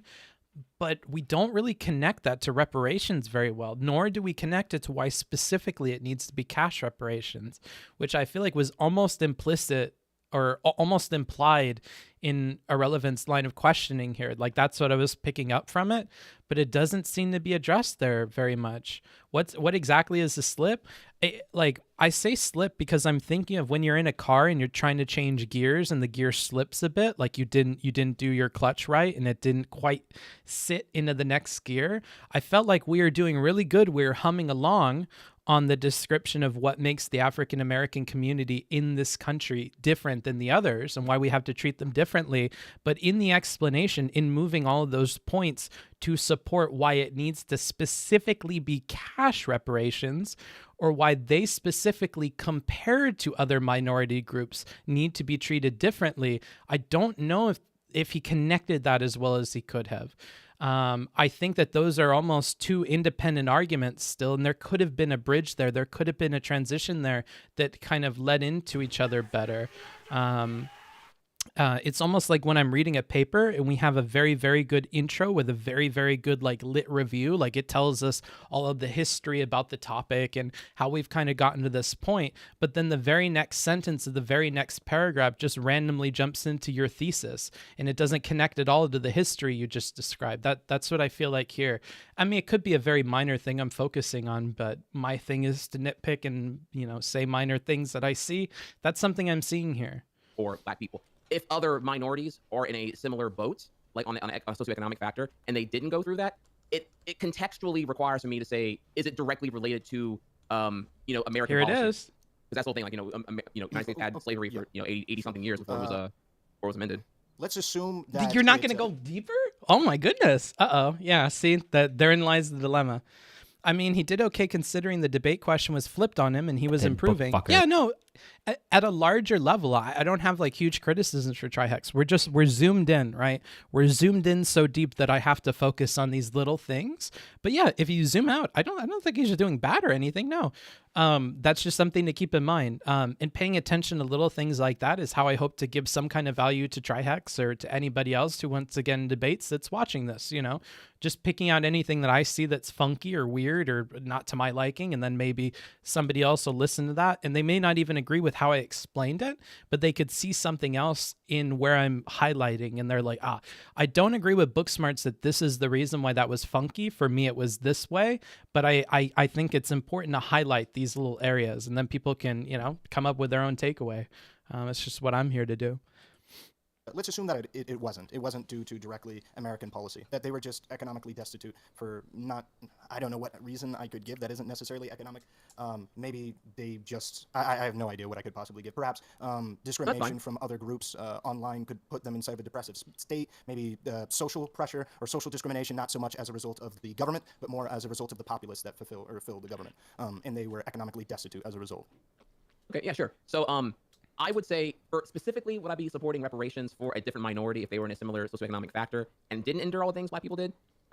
Not specifically, but also do note here that I'm generally a fan. Oh, wow, no, I don't think that's good at all, though, if I'm being honest. I would say, specifically, would I be supporting reparations for a different minority if they were in a similar socioeconomic factor and didn't endure all the things Black people did? Not specifically, but also do note here that I'm generally a... So all of this, all of the difference in why you're handling them hinges on the history here. Interesting. You know, I could see how you make that case, but you have to make it better, right? Like, if I were to really steelman Trihex's position and Freaky Friday into his body, what I would say is, hey, what we need to do, you and me, Relly, is we need to zoom out at what is the purpose of reparations? Who are the parties involved and why is that happening, right? The thing is that the U.S. government, atop allowing slavery for a long time, allowed a lot of laws that disenfranchised African-American people. Reparations is about repairing and making good on that interaction, that relationship between African-American people in this country and the government. The government had failed at numerous points. They had failed these people, and they're paying them back for those governmental failures, for their administrative failures, and, you know, recognizing the economic consequences of those failures and trying to remedy those economic consequences with this new policy thing, with this giving back all the money to these people. And so if we're talking about another disenfranchised group in the United States that just so happens to be poor and discriminated against, without the history there, without the history of the U.S. government specifically jumping in to actively harm these people or actively take away rights from them or actively being a part of that economic, like, of that economic pressure on them, like, it is that involvement by the government that requires us to do reparations. That is a key component there. So if there is not a history of the government disenfranchising these people, there's not a history of the government putting in laws that caused these economic hardships of that minority group, then it doesn't stand to reason that reparations would be the way that you fix that, because reparations are meant to be righting a wrong that the government had made. That's why that money is coming out of the government's pockets, right? And though we could say that that's taxpayer subsidized and whatever, and generally the American people are having to pay for that, whatever, I think, like, at a nuts and bolts level, this is like addressing a wrong by the government onto a group of people. So without that government history, without that history of the government going in and oppressing those people, I don't think reparations is like a immediate solution to that, right? But that's not where he's going with this at all, and he doesn't really connect those points very much, or not to my liking. We'll see how it ends up, though. Fan of lifting the poverty floor up and having, again, in my terminology here, in the interest of a better functioning society, which generally would occur if you have a stronger, quote-unquote, middle class, and everyone's able to acquire a sustainable standard of living. So ultimately, if you're interested in things like human equality and less discrimination and lower crime, everyone being happy and being able to afford a universally agreed standard of living and not, again, live in poverty, check to check, and be, essentially having to endure the downfalls of how expensive it is to be poor, I would imagine here you wouldn't be seeing all these socioeconomic factors and statistics continue to definitively oppress Black people, much less other minorities too here. So in short, to recap here, I do support reparations or the cash injections for Black people, because I can easily link that back to being they are where they are right now due to the byproducts that have resulted from slavery and after slavery, civil rights movements, etc. For other groups, comparatively, reparations by the government, though, you have to. I feel like the highlighting, like, because in my mind, it's all pictures. It's pictures of the ideas. The government is such a huge picture in this. It's literally the government, African-American people, and then there's a mechanic in between. And that mechanic for a long time has been laws, has been the government enforcing oppression of African-American people through their laws. And so the way that we go back around and we repair this relationship is by the government putting in new things. In this case, it would be reparations to try and right those wrongs from the past. But if you're not highlighting that this is a government and then minority relationship by law, I think it's not as clear to people. Typically, if they didn't go through like, you know, an American specific reinforcement of oppression, no. But I do support systems that would help them get out of that similar socioeconomic factor. I don't think any individual minority or group should be at the level. Oh, are they light bulbs that I'm not supposed to do? If you have better light bulbs, Johanna, link me and I'll put it in a new tab. I don't know. I just went on Amazon. Poverty we're currently seeing experienced by like the bottom, whatever, half of the country, much less the bottom 10% of the country on an income level. Okay. Then what kind of special, so let's assume you have a black person and another minority, this minority that we previously talked about that was not systemically discriminated against. What special advantages or perks would you give the black person as a result of your reparations argument or your direct cash more specifically, because that's the point of contention, the direct cash benefit? Oh man, and now do you see how Relly's line of questioning, if you had answered and defined this relationship between the government and the minority through law, if you had made that much more clear, he wouldn't have to ask qualifying questions like this.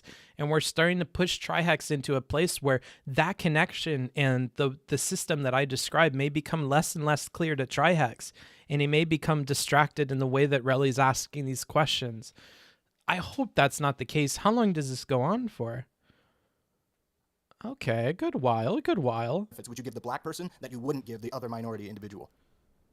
So, okay, great question here. How about, can we entertain the idea of like poor rural whites? Would you like that one?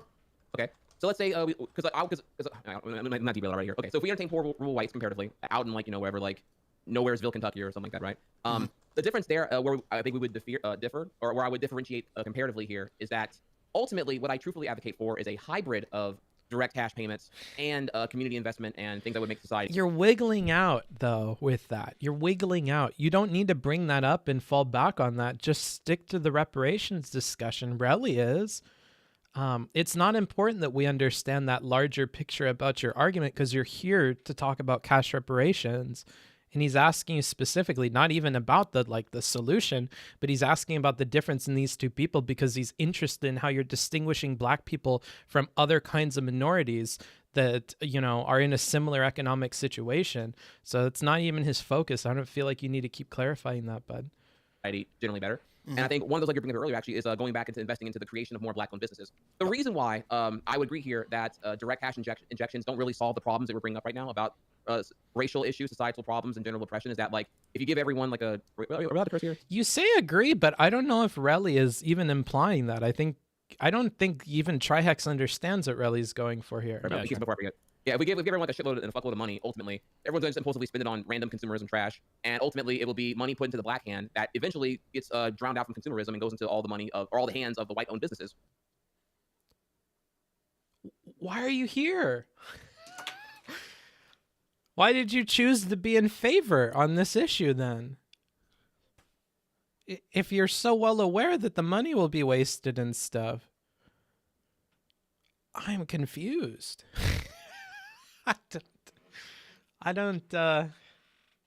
Okay. Well, this is a stream about reacting to destiny and moderation. They're talking about cash reparations for African Americans. Booksmarts goes over logic and rhetoric.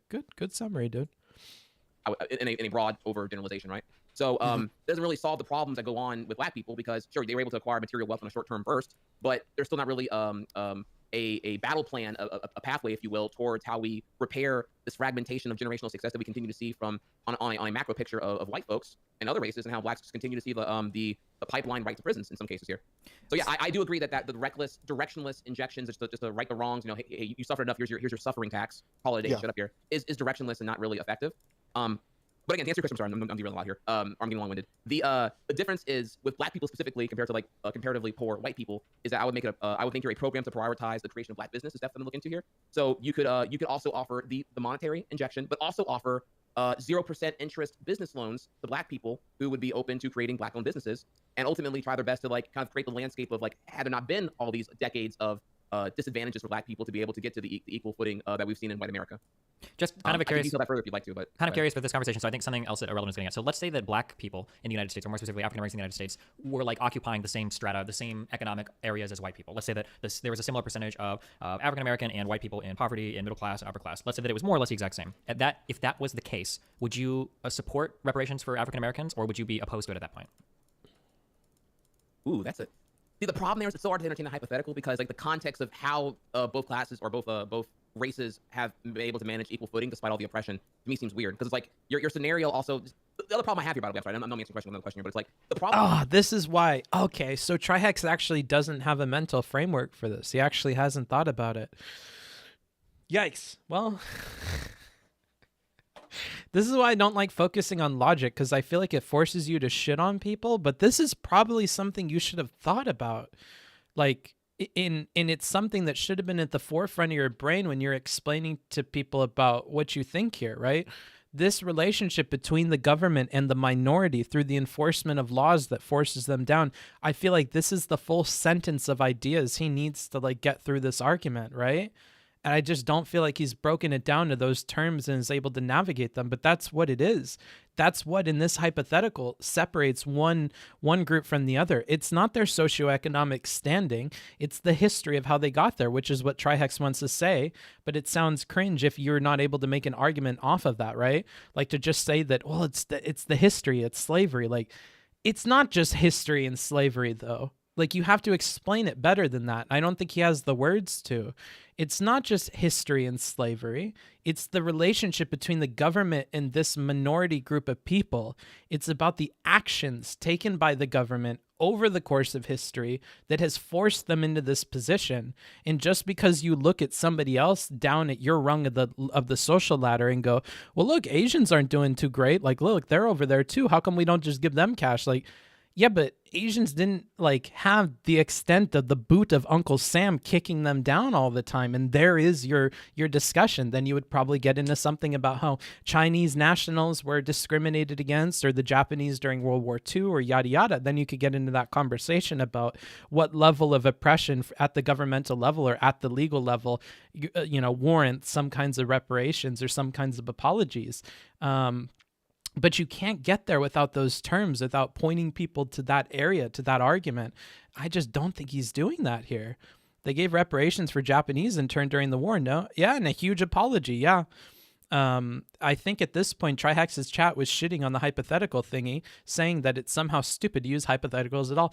And it's stupid for Trihex to look at the chat and take what they're saying to heart so much. Like, oftentimes I have to ignore you guys when I think you're missing the point of what I'm saying. I get that and not being okay with the hypothetical thing, but you need to look past it, right? Something Destiny always encourages people to do with his hypotheticals, and God knows his fans encourage the same fucking thing, is to look past the optics and the rhetoric of it and look at what the purpose of it is, right? Like when he said KFC and watermelon earlier, yeah, on its face, that's really racist. That shouldn't be in there. That should not be the way that you wrap up or explain that point.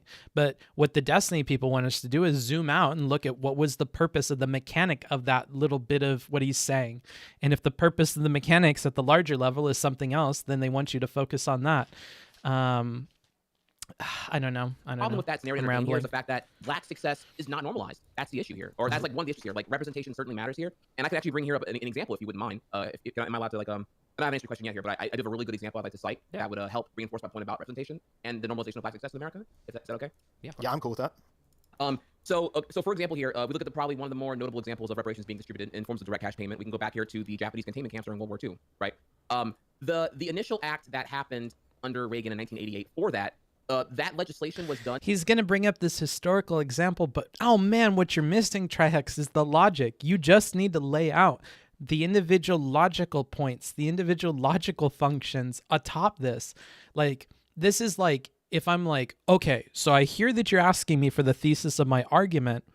Here's a quote from history. Like, wonderful. I love that you have evidence. I love that you're quoting things, but I need an argument. I need you to wrap that up in something else that is clear and concise. And that clear and concise thing is, I think, what I keep saying with this relationship between government and a minority of people through a law. And until he says that, you're quoting stuff randomly. You're reading like bullet points, and you're not making an argument really. Those payments, those $20,000 to those 80,000 something. How much do I have to donate for you to restart? $100. Japanese Americans. That mostly happened because of the insistence of at that time 4 sitting I hate Japanese restarting. American House members in Congress who pushed to get that. American or Canadian? Just for you, I'm okay with Canadians, dude. After the debate, Trihex shared his prep for this debate. Might be interesting to comb through his structure. Maybe, yeah, and come up with some arguments for him that he can say concisely, yeah. He actually is reading bullet points. Lol, he has like 5 whiteboards. Yeah, I say that almost, I'll pay you $5 million not to restart. Well, there we go. Now there's a bidding war, guys. Yeah, I could totally see that. It's a lot like when I talked to Jangles and I was like, hey, I know that you wrote this, every single word of it in your intro. Now, did you read that out loud and listen back to it? Or like, you can tell when something is just written. You can tell when somebody's reading bullet points. You can, this is the same with students when I'm trying to help them write a paper and I ask them a question that's pointed and requires critical thinking.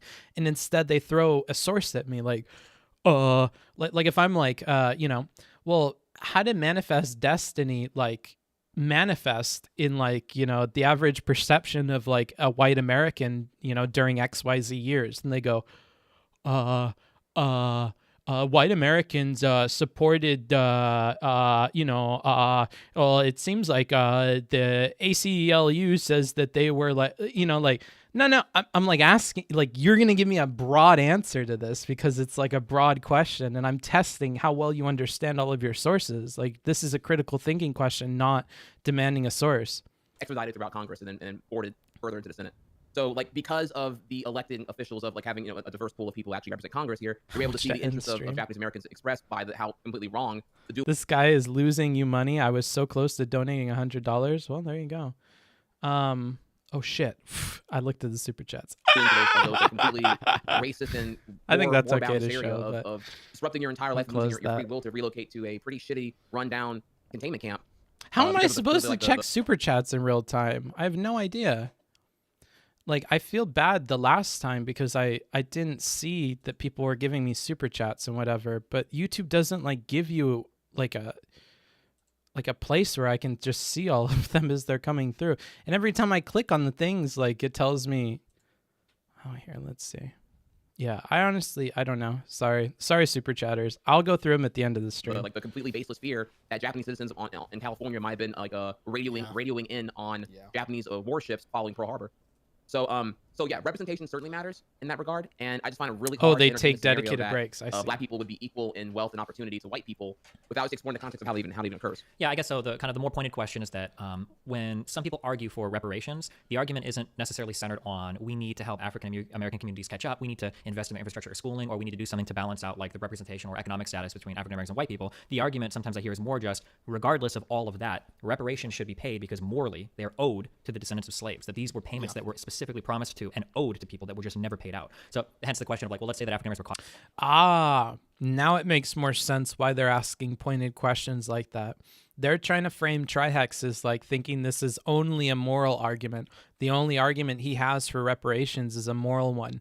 And if that's the case, well, we said about philosophers in law. So, man, I wouldn't try to force him there. It doesn't matter if he believes that. I think you can pull a better belief set out of him, but you could force him into saying that, sure. Would that still justify, I guess the United States government for just kind of backing off those payments? Well, you're caught up now. Now you don't deserve the reparations or whatever. You're doing okay now. I guess it's kind of what the question was aimed at. Yeah. Or in terms of, I'm curious how you do that. Yeah. I can still answer that if you want me to. Yeah. But I don't want to monopolize the microphone. I don't know if do you have something you want to hop in here first, relevant before I? No, I just pretty much had a hypothetical that would pretty much address exactly what Destiny was trying to get at. If you understand what he was saying there, go for it.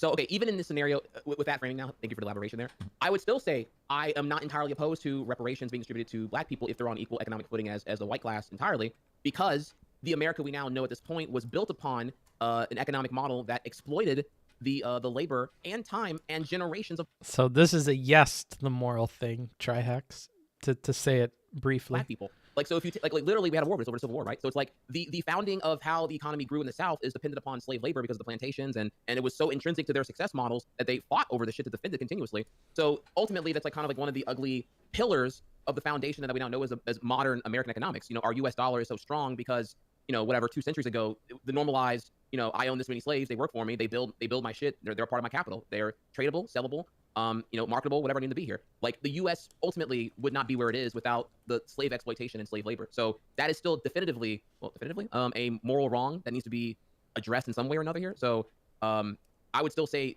yes, to some degree, yeah, Black people still deserve some kind of a definitive action to show sincere apology and remembrance to never like fall back to this straight ever again here. Now, it could be argued here whether, like, if we're agreeing that that was a wrong that should be righted, should it be all Black people, or should we determine only slave descendants, or something like that? That's more of like a technical logistic issue, and then you can get into the concerns over the deficit because of how much money it's going to cost to even do, at what worth, which we can all entertain if you'd like to here. But as long as we're, I think as long as we're agreeing that slavery happened and it's fucked up, and it's like an American imposed wrong, much less say even a moral wrong, that yeah, someone is due to compensate for that wrong that's been done in the past. They don't like the moral thing. Am I wrong? Am I wrong? Am I reading the room the wrong way? I feel like they don't like the idea that it's only hinging on moral stuff.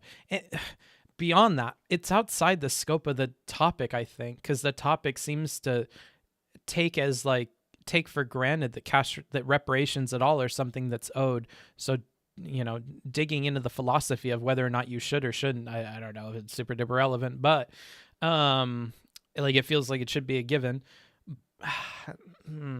But it doesn't make you look good when it's all just, oh man, I feel like you could connect it so much better by just describing history. Like, I think history forces these like empathetic, moral sort of conclusions without forcing you to outline it that way and say that it's only because of that.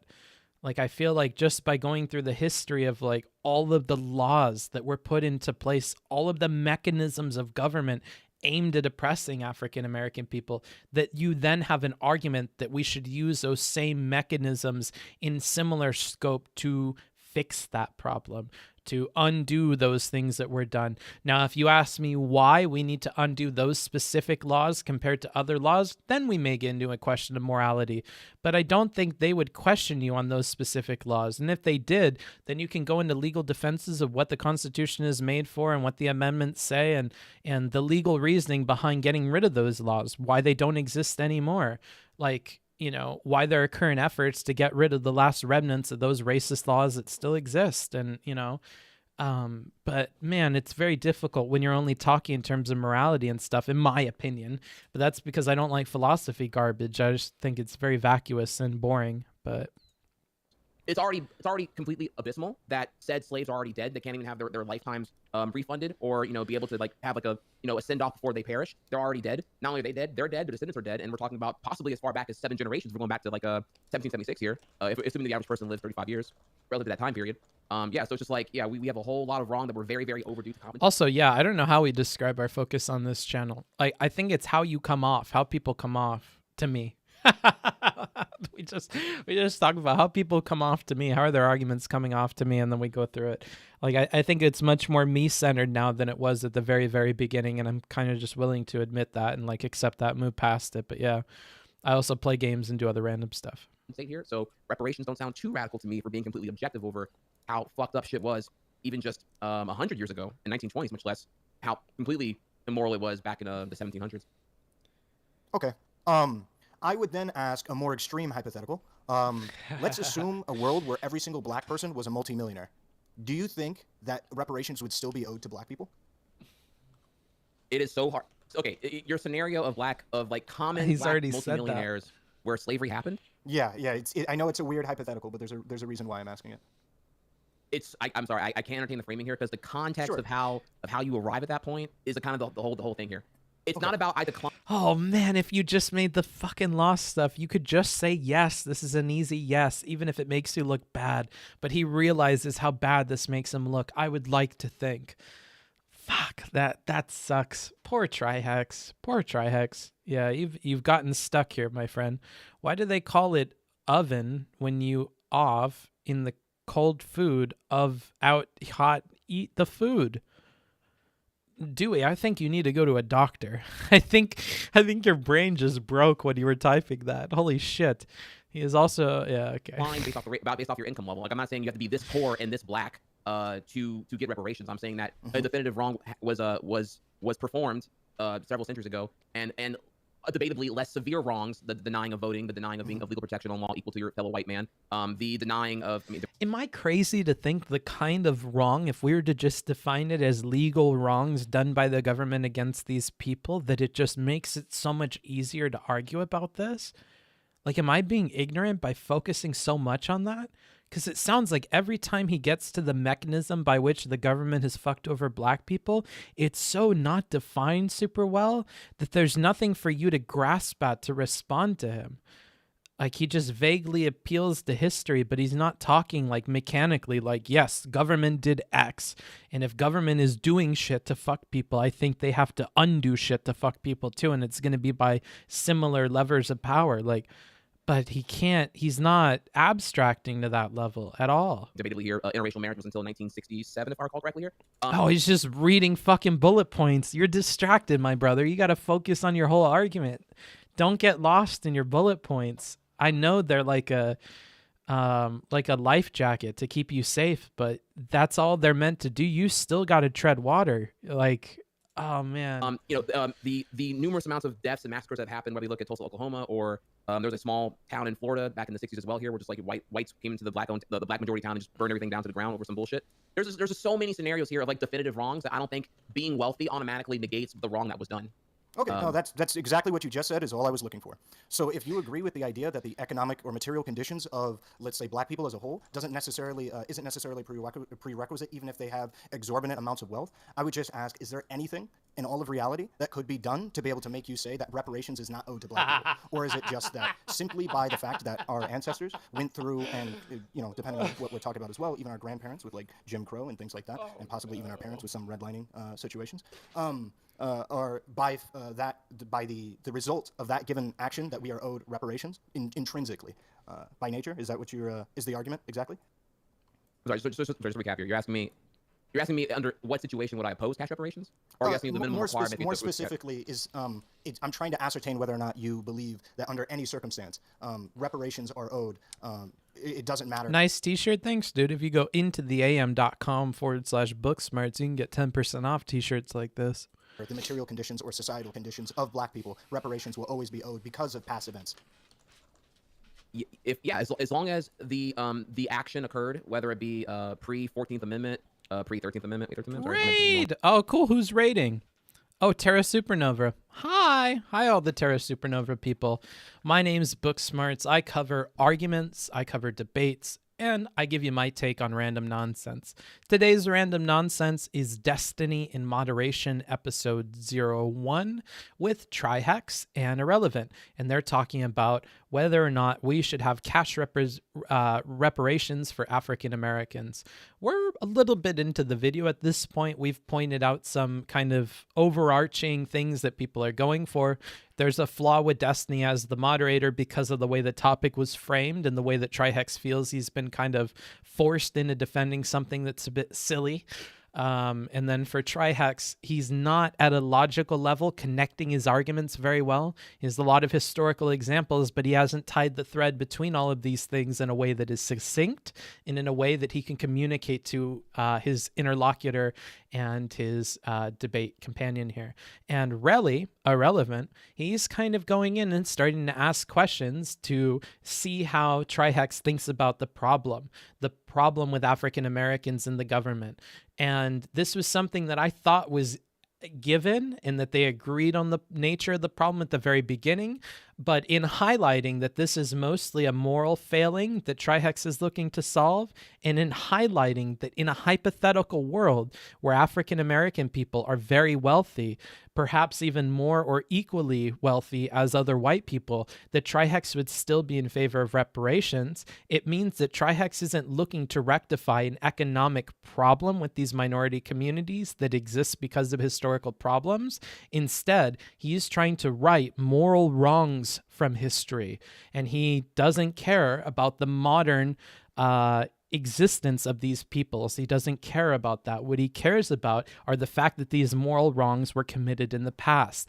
That causes all sorts of problems in an argumentation or in an argumentative sense, because if we think about it, that would mean that you're also going to want to look at Japanese internment camps and Chinese exclusion stuff and all this other, and then you have to figure out how to weigh those things against each other. It forces you into a lot more uncomfortable arguments than just focusing on the historical things that Trihex has prepped already.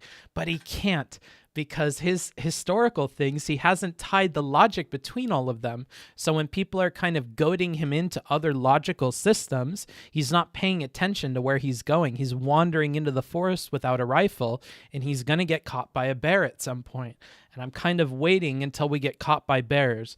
I think that we just got nipped in the ankle, and I'm worried that more is on the way for Trihex if he continues to lose track of what the picture that these two are trying to paint in their questioning. His ideas are going to look more and more silly to the audience, I think, if they're able to continue to do this. I hope it turns around. But I feel bad for him because he didn't really want to defend this as it stands. He thought that the thing for the debate was you either have cash reparations for African Americans or no reparations. And in that world, he would defend cash reparations. But given that we're comparing cash reparations to other kinds that are clearly going to be better, and Trihex would agree are better, now he's in an awkward spot where he's having to defend what is a lesser solution to a very big problem. And right now we're not even focused on a solution. We're talking about his misunderstanding of the problem. Misunderstanding from their perspective, I think. On here, I'm trying to flex a little too hard right now. Pre-13th, or before 13th Amendment, 14th Amendment, and onward were all implemented, and slavery was abolished in the United States here. As long as that... And it also dislodges the value of money, the very object meant to supply the moral recompense from moral value. Yes. And this is the bear waiting in the forest that I'm very worried about, and I'm happy that you've pointed it out. If the whole point of the cash reparations is to solve economic inequality, and Trihex does not care about modern economic inequality, and they can then force him down any other number of paths in this forest, whether that's okay, well, what if they were never, ever financially cucked at all, and they were just cucked in a legal... There are many other lines of questioning that could get him in a lot of trouble here if he keeps down this logical path. But I don't think he's keeping track of it because he doesn't have an overarching system. He just has historical bullet points in front of him, and I think they're distracting him from the larger level of what's going on. Kurt, that's a definitive wrong. Reparations or no reparations is a real debate, but two forms of reparations aren't even a debate in the real world. Maybe, but most things we debate about aren't debates in the real world, so I don't think that's very fair to say. And I do think that you could compare cash reparations to something else. If there was a solid plan we could do that's investing in education or in business, I think it's fair to ask, do we want to invest all this stuff into business, into the upper echelon or upper class of the African-American community, or do we want to give everybody in the African-American community a little bit of something? I think that there's still fair debates to be had there. On even the basis of American point of view, much less, again, an objective Hello, moral book one. sir. So as Hi. long as that occurred, something needs to be done for that because of the definitive multi-generational damage that comes from the existence of that and the implied social stigma of that. So it doesn't matter how wealthy you are. I don't like this idea that if you can just outrich your way out of morality and or do punishment. To me, that's just a load of BS there. So if you're looking for me to give you the minimum spec that where slavery can occur, but people are well off. It's a very feelsy argument, though, Trihex. I don't think you're going to convince them. I think you've realized that you've stepped in a bit of a trap here. Enough to not deserve having reparations considered here. I'm not sure I can entertain that, really. So just to clarify Ahrelevant's position, because I'm trying to understand, because I understand you guys. And here's another thing. Oh, man, this is a lot like when you're talking to the police, okay? You can't tell the police, if the police are all right, and so after you beat this woman, then you took her out in the back and you buried her, and you're like, whoa, I didn't beat this woman. Okay, but then you would take her out and you would bury her, right? Well, yeah, I guess if I did beat her, I probably would take her out back, and I have a shovel back there, and I figure there's a soft spot right by the front door. Whoa, okay.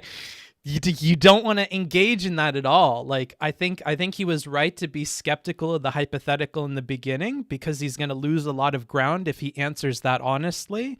And I honestly think the advice might have been to just not play around with the hypothetical and look awful for that reason.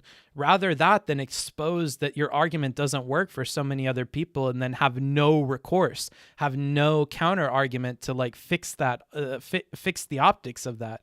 If you don't have like a counter to that like lined up, you are in an awful situation if you answered that hypothetical question, even if you say it's untenable at the end. Like, well, that's fine. It wasn't meant to give you an honest situation where you're governor of the world and you get to determine how it works. That wasn't the purpose. The purpose was to show your thought process is flawed. The way you're viewing this, situation is flawed because you're missing key mechanics of the arguments here.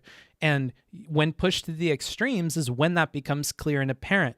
And then people are able to take from the extremes and work it backwards into, you know, the way you're perceiving it right now and understand that it's not quite right. It's kind of funky. And even if you're giving us a similar outcome to the other people on the panel, if your thought process is flawed, that's kind of what's on trial here.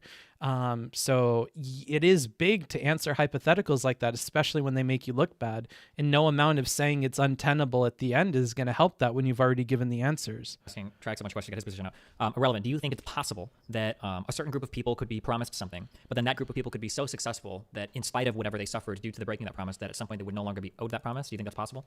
Potentially, absolutely, yeah. Because of the priority with which resources must be divided amongst a given entity. So if we... And there you go. This is another testing point, but instead, when Destiny tested Ahrelevant, he had rules and explanations in place as to why there is what seems like a yikers idea.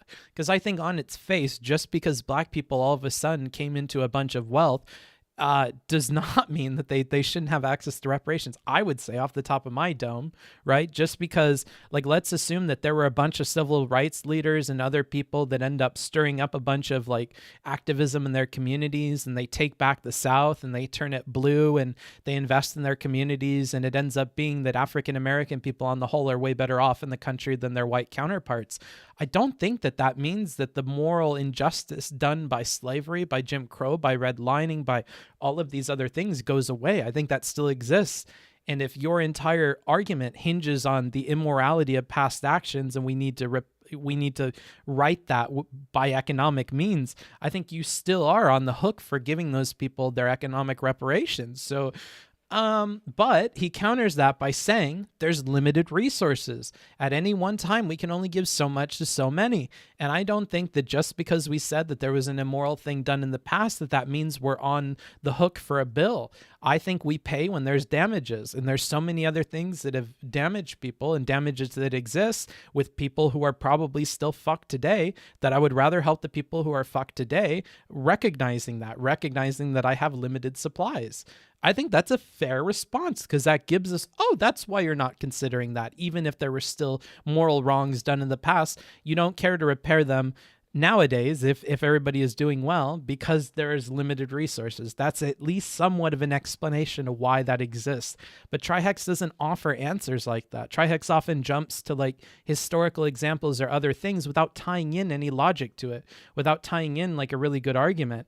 And I think that's because if he opened up with the argument, they're so weak and they're not really put together that they don't stand on their own the way that Relly's does. We can argue and pick apart what Relly just said in a logical sense. We can't for a lot of Trihex's stuff. We can just ask hypotheticals and hope that demonstrates to him why those ideas aren't working.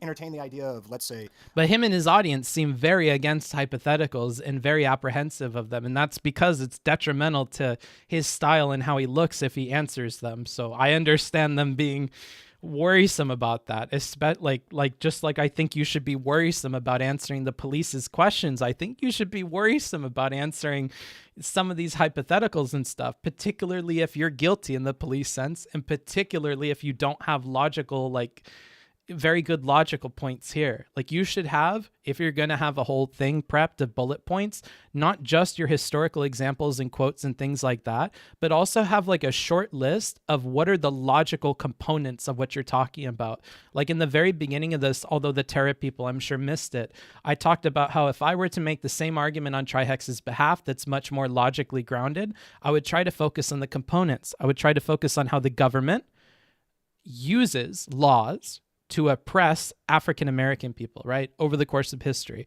And now that the African American group is still in a very shitty standing and the government is in a very good standing, it's about time that they fix that. And how are they going to fix that? Well, I'm going to use the exact same mechanic. I'm going to say that the relationship, the government using these laws in the past to hurt African American people, the way that we need to fix that is the government needs to use positive laws now to fix things for African American people. What are they fixing? The economic thing, the economic difference here. The country is doing really well. African Americans are still doing really poorly. The country is doing well because of the laws that they put in the past to screw over African American people. And the exact same reason is for African American people being so low on the social ladder. Because of these laws, they were forced down for a really long time. So why do we have reparations? Why does the government step in to fix this social or economical problem? Because they had legal wrongs that they committed in the past. And so to fix the low economic standing of these people today, in spite of, the governmental success, we're going to use that same function. We're going to use laws to do that because that's initially how they screwed everything up. That's how I would kind of put it forward in logical pieces that these two can talk about, because then I can swap things out. Like if Relly tells me I don't think laws are the important thing to look at, or I think we could swap out the government with another group, logically, we have puzzle pieces that we can swap out and adjust. We don't have this logical puzzle set if we don't build it, though. If we just have a lot of historical arguments and no logic underpinning it, we can't form these components that we can easily swap out. So my advice to Trihex for the next one would be to keep a shorthand list of like what your main talking points are, what the main actors are in your argument, and what the main like functions and like ideas are. Because oftentimes when these two are asking hypotheticals and when they're going into this, they don't care about your history or your facts or your quotes. They care about that logic, and you need to have some idea of that picture so you can compare it to the questions that they're asking. Otherwise, you'll get lost. Reps are highly context sensitive. You can't say, well, reps didn't work after. Oh, okay. A government, not necessarily a perfect parallel with this, but let's entertain the idea of a government that promised $5,000 to each individual that belonged to a group, but that group is a bunch of multimillionaires, and there are people that are starving. I would say fuck it. Listen, there's better ways to allocate those resources. It's unfortunate that might be the case, but there are better ways to allocate those resources, and that's what I would say. If we had non-finite resources, absolutely, give everybody whatever the hell they wanted, but that's just not the reality. There you go. Do you see how he's highlighting that main mechanic? It is scarcity.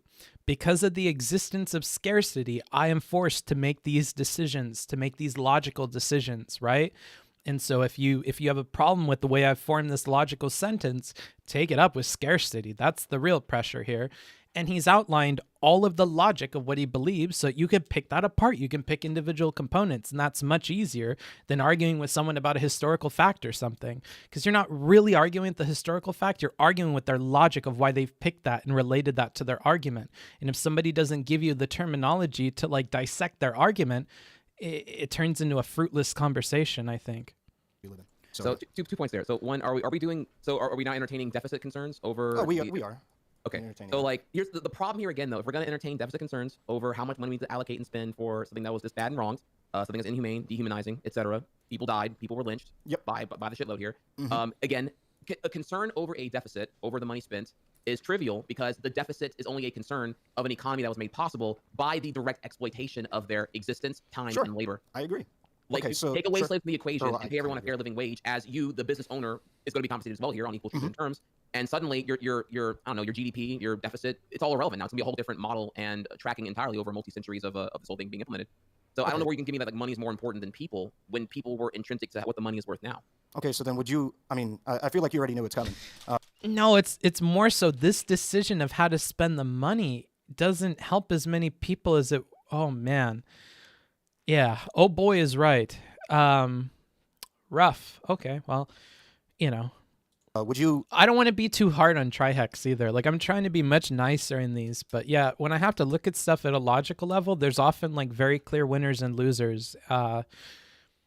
And unfortunate though it may be, I'm really leaning towards he's not doing too well in that regard. Make that argument for us giving Thanks back for the all of follow. the money that we have as an entire government to the Native Americans, who literally the only reason why this entire government is possible is on their land. So we should give back. It doesn't matter about deficit spending. We should just give them all of the money, right? Well, to a certain degree, possibly. You're saying all the money? Like, clearly it's not practical to implement.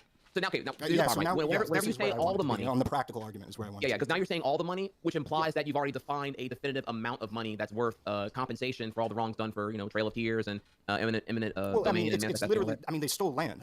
Every single dime that America has is literally, definitively, off of the back of Native Americans, period. Every single dime. So the hundreds of trillions of dollars that we benefit from as being Americans, all is owed to the Native Americans. And by your previous argument of not caring about deficit spending, we should give it to them. Also, I don't know how much international people hear about like American history, but the Pilgrims, the first people that landed in the colonies and stuff, they would have been absolutely fucked if they didn't receive some kind of cooperation from the Native Americans, or if there wasn't Native American culture to copy. Native American people understood everything from how to grow stuff to how the seasons work to, how to deal with the land to what the animals are like. Like, the Native Americans shared so much knowledge with the Pilgrims and with the first settlers that I think that they were huge in making sure that those colonies were any sort of success, particularly in the South. It was awful. If you read accounts of what it was like to be a Pilgrim in those days, I mean, it's unthinkable. And without the help of the Native Americans, I think a lot of that would not have been successful. I think a lot of those would have been wiped out. A lot of people would have died. There would have been a lot of stumbling blocks in founding this country. I think it's very difficult to think of how different things would have been. Certainly, something to be entertained here. It's so hard because I'm trying to root it down into reality, and it's like we're pivoting from the African American. No, because you struggle to go into the logical realm, Trihex. That's why. I think if you spent more time thinking in terms of ideas, in terms of logic, you could much more easily navigate this conversation. The problem is you're so not used to going to the realm of ideas that once we go there, you get lost. It's like you're in the woods and you don't have a compass. You have no idea where you are. You have no idea how to get where you want to go. Hell, you may not even know where you need to go. You just know you got to not be here, and you just find yourself lost. I think if you worked harder on your logic and on your arguments, you could be more flexible and fit in the pieces that these people are giving you. But without any kind of system by which you can like plug things in and swap things out, you're not going to be able to navigate these conversations with people, because no, they're not interested in nuts and bolts and history and whatever. And though you may find that unfortunate, I think it's trivial to work on your logic and be better at like talking about these ideas in the abstract. An argument into a bigger ordeal now. Yeah, He's just not used to being a debate bro, Kappa. I mean, you Kappa that, but that's an apt way of putting it, in my opinion. Yeah, it's a very debate bro way to like boil everything down to logic and only operate there. But that's how these people like to roll in the mud. They like only doing logic, and if that's something and you can predict it, I don't think it's that hard to prep for. If anything, like it's maybe 15 minutes after you're done with all of your normal prep and all of the factual stuff, like give it a run over and tell me what are the main arguments. Tell me what are the pieces, who are the players, how do they interact, how could you see these things being swapped in and out. 15 minutes, 30 and you're chilling, You spent 15 minutes writing down all those points and another 15 thinking of how people could argue for and against them. Like, that's major. I don't think that happened here. I'm just trying to use your premises, because one of the reasons why I made the deficit argument is because you have to make a practical argument whenever we talk about any kind of money given to any group of people. And your premises was there's a moral wrong that was committed, and so we shouldn't, I believe it's literally a quote, that you said that the deficit shouldn't matter when we're talking about human lives and the moral issues that came with those lives. That should apply to Native Americans, and they would be owed essentially everything. So if we want to then make a practical argument, we can then go back to my previous argument about the... See, Relly is trying to make rules that govern what Trihex's decisions ought to be in these hypothetical situations. And he's assuming that that's actually how Trihex looks at the world. This is, when I say logic, bro, this is the disconnect, is that's not actually how people think. Most people do not govern their thoughts nor their actions, certainly, on rules, on these like things that they apply equally in every single situation. Hell, even judges aren't good at doing that, and that's their fucking job. You know, people do not think like this. So if you're watching these, know that that's an entertainment component of this. People don't really go through their lives with rules and evaluate every decision based on them. They're not even super good about doing that when their attention is brought to playing that game. When they're brought into a debate, they're still not good at that. So just recognize that logic is not the way that most people think. It's alien, it's foreign. I know that's not like a dig on Relly or anything, or debate bro people necessarily, but just keep that in mind. That's why conversations won't go the same with your friends and family, because that's not the default mode for people. Pragmatic implications of reparations towards black people, but that was the whole point of my argument against. So to kind of center this on, so Ahrelevant's argument is essentially that, like, if we pay reparations to one group of people, how far do we run that back? So in the United States, I know that in the 1800s, the Fort Laramie Treaty was a big one, where there was like some land that was, the Supreme Court ruled on this and said like the United States had explicitly violated this. This is just one of dozens of like Native American treaties that have been violated, and the Supreme Court said, hey, the United States illegally violated this. We stole like Black Hills from the Sioux Nation, and now we're going to pay them like $100 million in terms of reparations for that. The Sioux Nation refused the money. They're like, well, hold on, we don't actually even want that. That land was never for sale. Like, you should give that back. So the question is that if we make the moral argument that African Americans are owed some money for violated promises in the past, I'm specifically referencing like the 40 acres and a meal promise, that if this was something that was violated, should we also run that back, a couple hundred years earlier and say, okay, well, what about like Native Americans or American Indians whose lands was stolen from them and then treaties broken by the U.S. government? How do you recompense those people? Yeah, this is Ahrelevant's current point. So there is, there might be a sense of false equivalence going on here if we're like, because I'm not sure the Native Americans were ever enslaved, as opposed to just having like, territory relinquished and then belittled and then told to go elsewhere, right? So there is a conversation to be had here about like how much punishment was done. And I get it here. It's not really a pretty thing to say here, like to quantify how bad bads are, versus dehumanizing enslavement versus what that was done here. But regardless, though. Yeah, don't interrupt him. Don't let him keep doing this to himself. Holy shit. Okay, let's change gears from logic to rhetoric for a second. Rhetorically, optically, Jesus Christ, Trihex. This is like if the police came to you, okay, and they found a bunch of bloody knives at like a crime scene, and they were like, all right, so we have a Gerber, fucking stainless steel, whatever, and then we have like a Mitsubishi fucking, katana, and they came to you and they were like, all right, so this Mitsubishi katana that was used in the killing, I wonder how the killer did X, Y, and Z with it, and you were like, man, I'm not the killer, but you know what? Like, the Gerber steel is what really can get through flesh. I don't think you're getting through anything with a katana. If you guys think that the katana was used for this, you're out of your goddamn mind, because it can't even do that. And it's like, there's like 100 questions there. A, how do you know the katana can't do that? B, how do you know Gerber steel cuts through flesh like butter?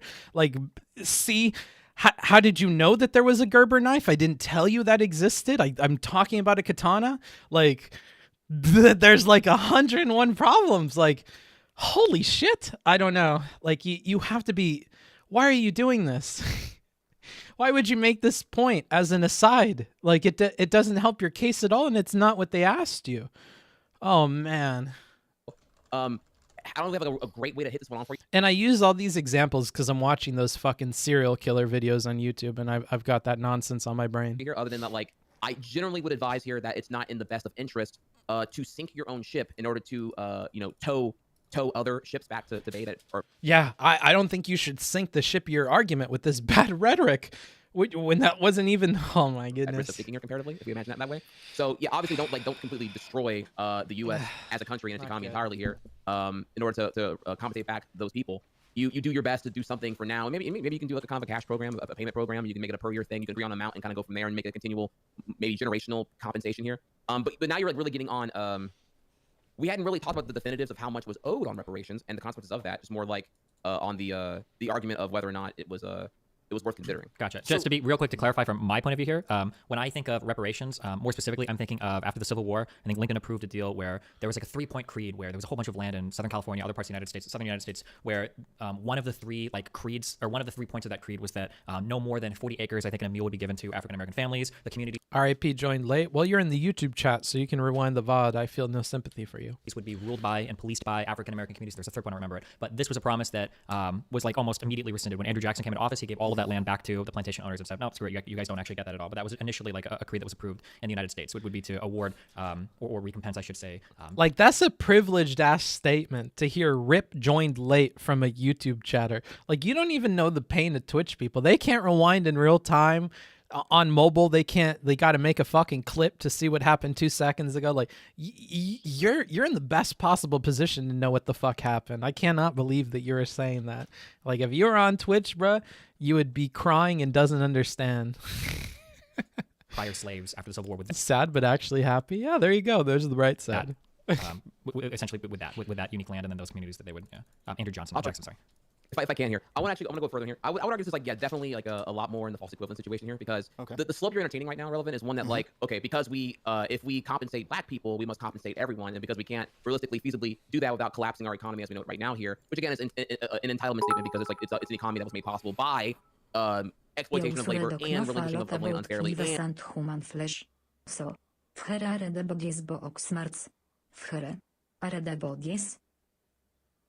Ah, okay. I heard human flesh, and that's all I heard out of that. And whatever, raping, pillaging, whatever you want to call it, all the bad that happened.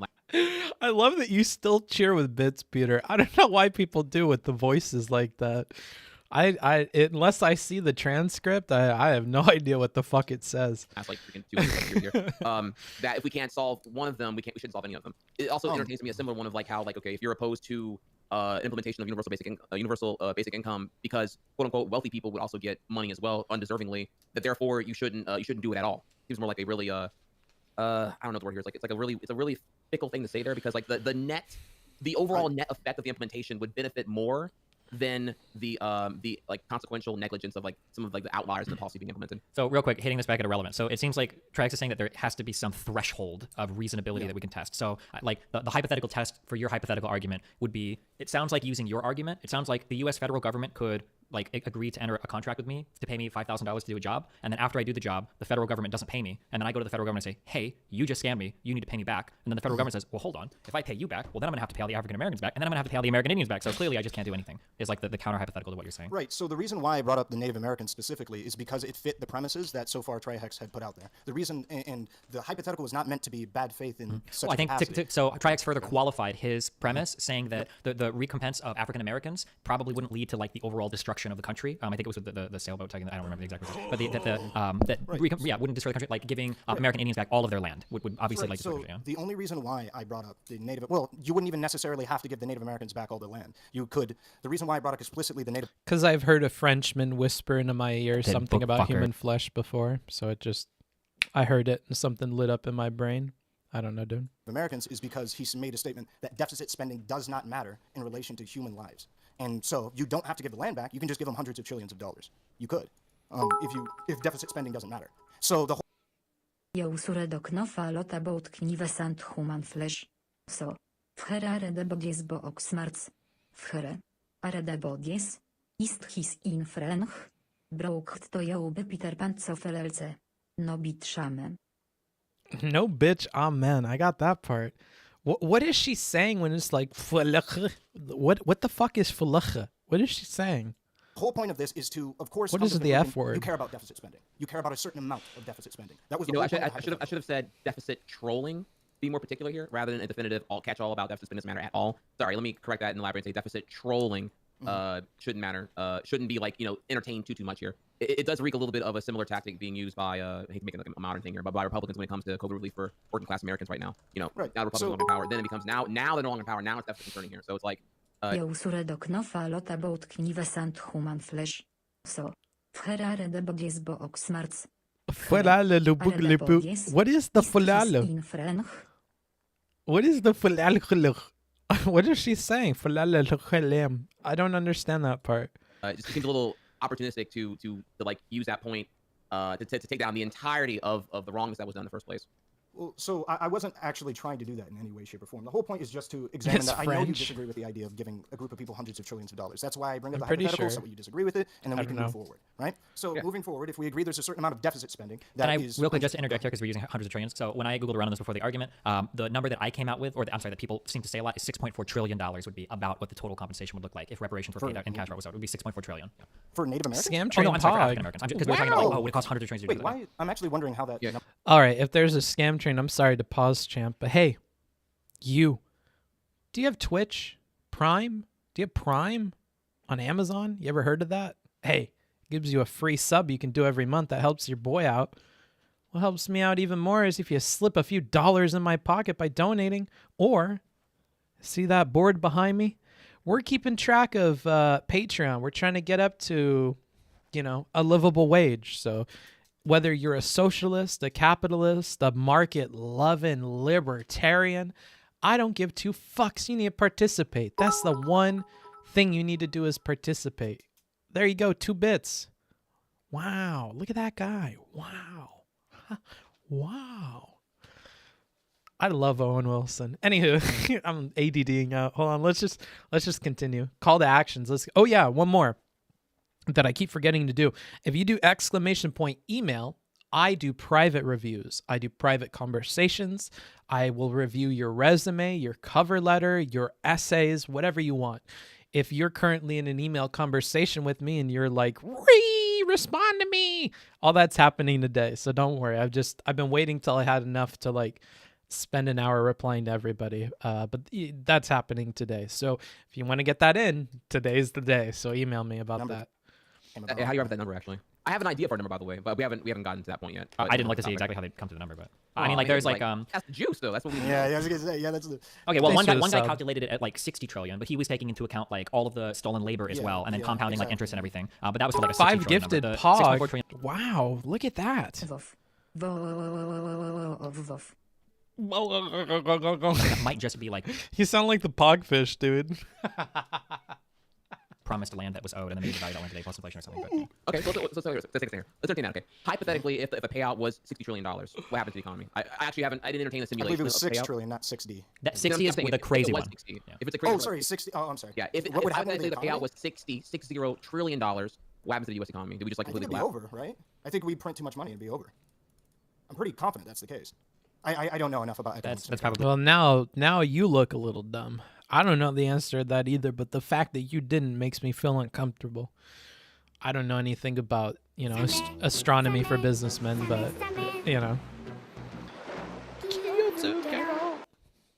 Thanks for the sub. A reasonable guess, 60 trillion. Yeah, what's our deficit right now at? Is it I think it's too goddamn high. So the current standing U.S. debt, which is our total outstanding debt, is about 28 trillion. Yeah. Okay. Yes, I love this. For mysterious reasons, I love this. Other shifts here. So thanks. I'd have to offer some kind of if that were the number I was agreeing to, or that we were agreeing to, you'd have to do some kind of payment plan system and just agree to do shit and not completely tank everything we know right now here. But also acknowledge there needs to be a pretty good number because of this is also in part because of the delay in righting the wrong in the first place ultimately. Now if you want to take a second here while we're on this topic about how much money is too much money or how much money is the appropriate amount of money, I do have a fun little experiment we can entertain here. Talk about that.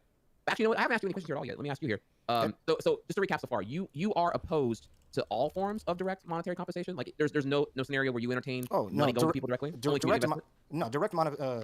cash in hand can be very useful in multiple different ways. However, I oppose it in the form of reparations because primarily, when I talk about reparations, it's primarily in a capacity that I care about the current circumstances that exist and surround a group of people. And so I'm mainly in the capacity of wanting. It's almost like for Ahrelevant, in order to repair something, it has to be broken. And you have to solve what's broken with the solution and the problem need to be of a similar nature. Yeah, I agree, buddy. But apparently not all of us think about it that way. Reparations to solve the problems that currently exist. And so direct cash doesn't top middle still molding. Yeah, look at me sweating, dude. He's sweating like a pig. to poor African Americans in a lot of ways. And so I think it helps alleviate it to a degree, of course, but I think the resources can be better spent and better allocated if they go to schools or investing in black businesses or black infrastructure, or more specifically. What's the Booksmarts take on reparations? I don't know, dude. I'm not African American. I don't think I could speak for these people. I think give them whatever they ask for, dude. Monk ass. I don't know. Structure in black areas. I think that these are going to be far better long term and even potentially short term than cash in hand. Okay. Wait, can I ask a question for both of you to explore related to that statement? So, Ahrelevant is saying that direct cash wouldn't necessarily solve the lion's share of the problems that the African American community faces today in the United States. Whether or not it does or doesn't solve those problems, should that matter? Well, to both of us, I think it does. I think it should. Yeah, matter. It shouldn't matter, but I'm more fixated on the consequence that without any kind of direction to point the stimulant of money towards black people to go, it would just ultimately. This is why Republicans hate Democrat voters. I actually don't care if this solves any problems. No.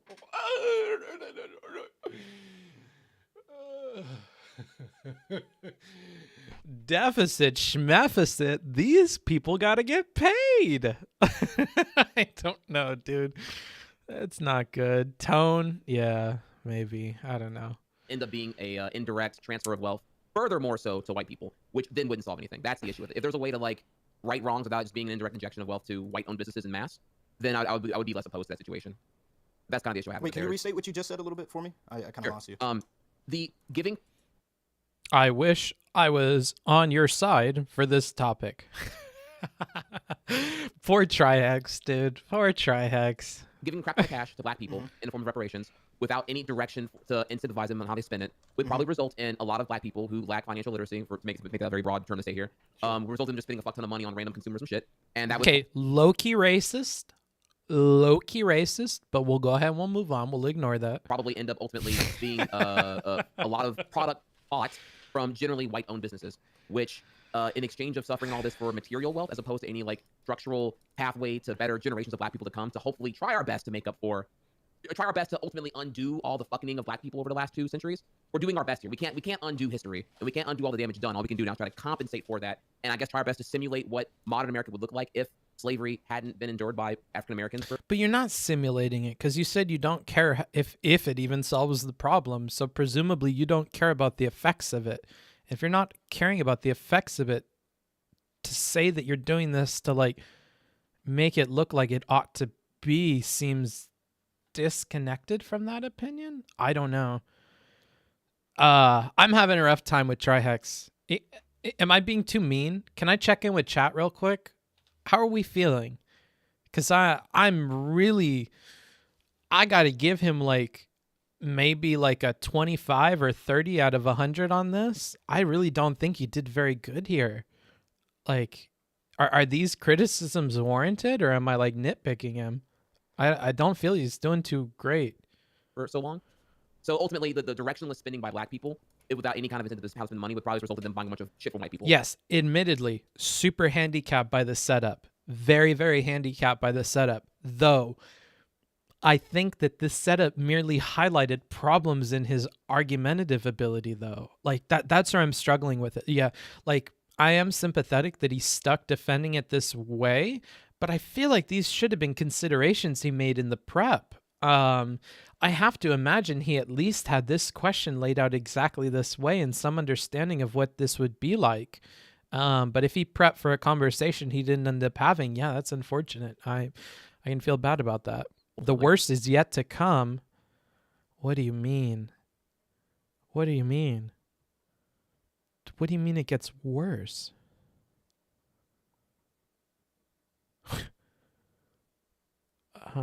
Okay. Which ultimately results in like indirect wealth transfer to white people. Which that is my issue with it more so than anything else. Just because this is a pretty important point, because this is a big one that Ahrelevant brought up. So in asking that, should it matter whether or not the money would help or anything? And looking at like another scenario, like let's say somebody owes you money and you did a job, or your parents did a job, and somebody owes you money, and let's say that your living situation sucks and now you're trying to collect on that debt. Is it fair that the person says, well, hold on, even if I give you this money, I don't think it's going to help much? Is that argument sufficient to negate the fact that it's a debt that's owed to you or your family? It's kind of like the central point of this. So it's kind of like if my friend owes me $1, but I'm already like a multi-billionaire, like, or more so like let's just say well, I guess we don't even have to use we won't use hypothetical actually here. Let's say that we give like let's Good say idea. hypothetically we pass reparations for African Americans, and the And there reparation he opens is up with $1,000 for every hypothetically. African-American. Let's say that every single African American goes and buys a big screen TV, and that's what they do with the money. Is that even if that was the case, would that be an argument against paying what we believe is morally owed? Or if they want to spend it on whatever, do they have the right to do that? Is the question. So it would entirely depend, I guess. So I don't think we should care about this, but I guess it's an interesting question to consider, and it can highlight why your idea is really fucking bad. Because he's saying, look, right now the idea is, would you Thanos snap into being cash reparations? And he's going, okay, hold on. What if instead of saying cash reparations, I give you the reality of what I think would happen? What if instead of Thanos snapping cash reparations, you Thanos snap new TVs in every African American household across the nation, right? Like, all of a sudden it's like, wait, hold on. Do I want to snap this? Like, if that's how it works out, I'm not really snapping into being cash reparations. I'm snapping into being the result of that, like how they're going to spend that. And so this brings us back to, like, Ahrelevant cares about fixing a problem, and he's measuring the success of the reparations based on what they are repairing and how good of a job they're doing at that. Whereas Trihex sees this as righting moral wrongs of the past, and that has a much more vague thing to it. Could I right all of the moral wrongs of slavery, of Jim Crow, of redlining, of oppression in the United States against African Americans by snapping TVs into their living room, by getting them like a new stereo system or better sheets on their bed or something? Like, is that the trade-off? Is that the snap? And again, they keep pushing him to one part of his idea that they want him to confront, which is that he doesn't seem to care about the results. He's so focused on these wrongs of the past that he loses sight of what we're doing to right those wrongs and what the effect of them are. He doesn't care. But at the same time, he doesn't care about the modern situation of the people. He said if they were billionaires, he would still think that they deserved all the money, even if other people needed it. Man, that is a double whammy of awful for this poor dude.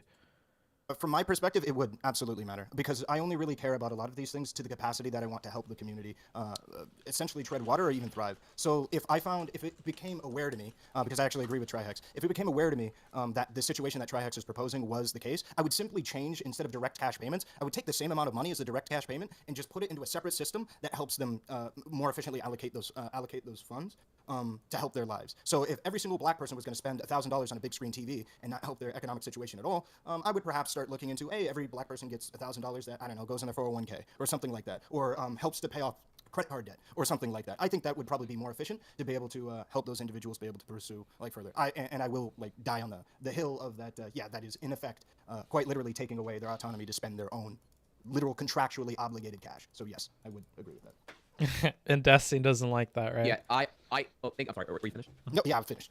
So I guess I agree with that, because your hypothetical you're entertaining here, Destiny, requires me to accept here that righting the wrong can be done purely and just, there's a definitive monetary amount that you can quantify for a wrong done without consent. Hey, I'm gonna like run into you with my car, and after I'm gonna give you 50 grand, like, and get over it, like, without consent. I'm gonna run into you right now, like, fuck you, you're not gonna know, and I'm gonna hit you, and then I pay you money after here. Sure. Ultimately, we do that today, don't we? Right?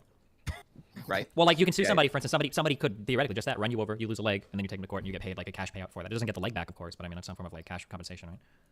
I suppose here, but it's not like it shouldn't be that way. That's why, like, what is it, criminal and civil or whatever are separated. Like, I can sue you for money separately, then I take you to court for committing a crime against me. Like, I could go after you for assault with a deadly weapon in court and use prosecutors and whatever separately from how I sue you for the money for all my medical expenses, right?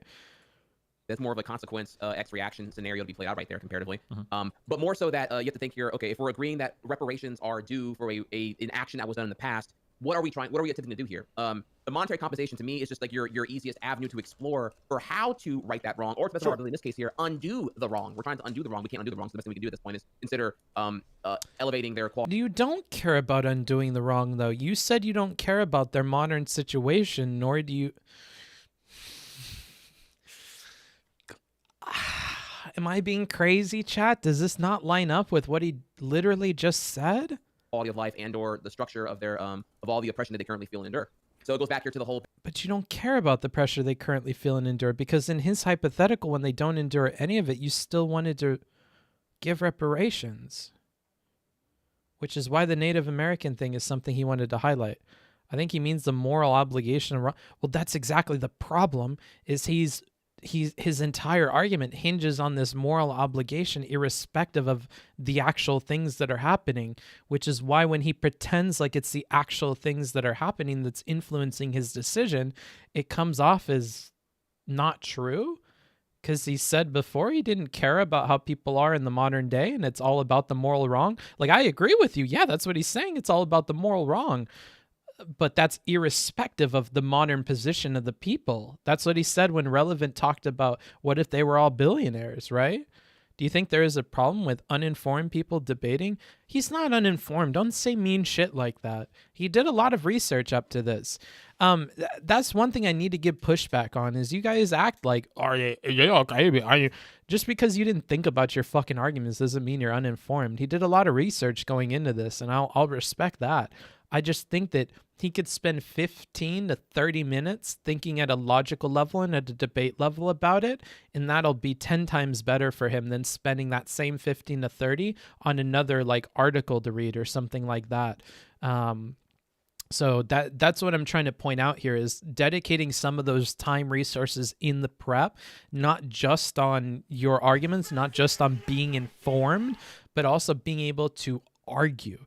Being able to work through the logic of your ideas is super duper important, because everything else was for naught. You'll have a dumb fuck like this person in the chat implying that you're uninformed about shit just because you're not able to argue your point, right? And like, I don't think that's the same. I don't think that not having like logical grounds for your beliefs or having shaky logical grounds, I don't think that's the same thing as being uninformed. I think you could say it's being untested in the realm of debate, but I don't think it's uninformed. I think he's informed. That comes off in the way he's making his arguments. I just don't think he's thought about them from these perspectives, and he's not able to navigate a conversation about them, which isn't the same thing. People act like if they were in this scenario, they'd be completely coherent without flaw, since we're all Destiny viewers. Yeah. And maybe like I encourage that by nitpicking everything and pretending like it was obvious at the time, which it probably wasn't. Normally I open up these streams of talking about hindsight and talking about how we benefit from that. Now I didn't this time because I have no hindsight. I'm literally stopping in real time. I've not seen this debate.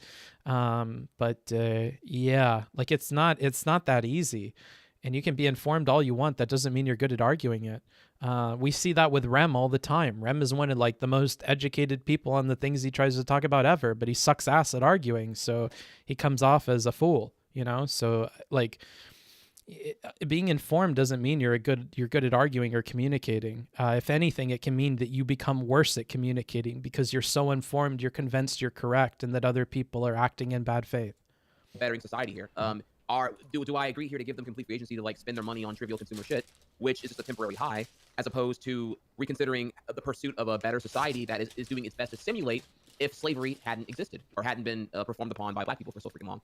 Wait, so I'm kind of curious then for both of you, as succinctly as you can answer. What would be the goal of reparations if they did exist? Trihex just kind of answered that. Ahrelevant, what would your answer be? What should the goal of reparations be?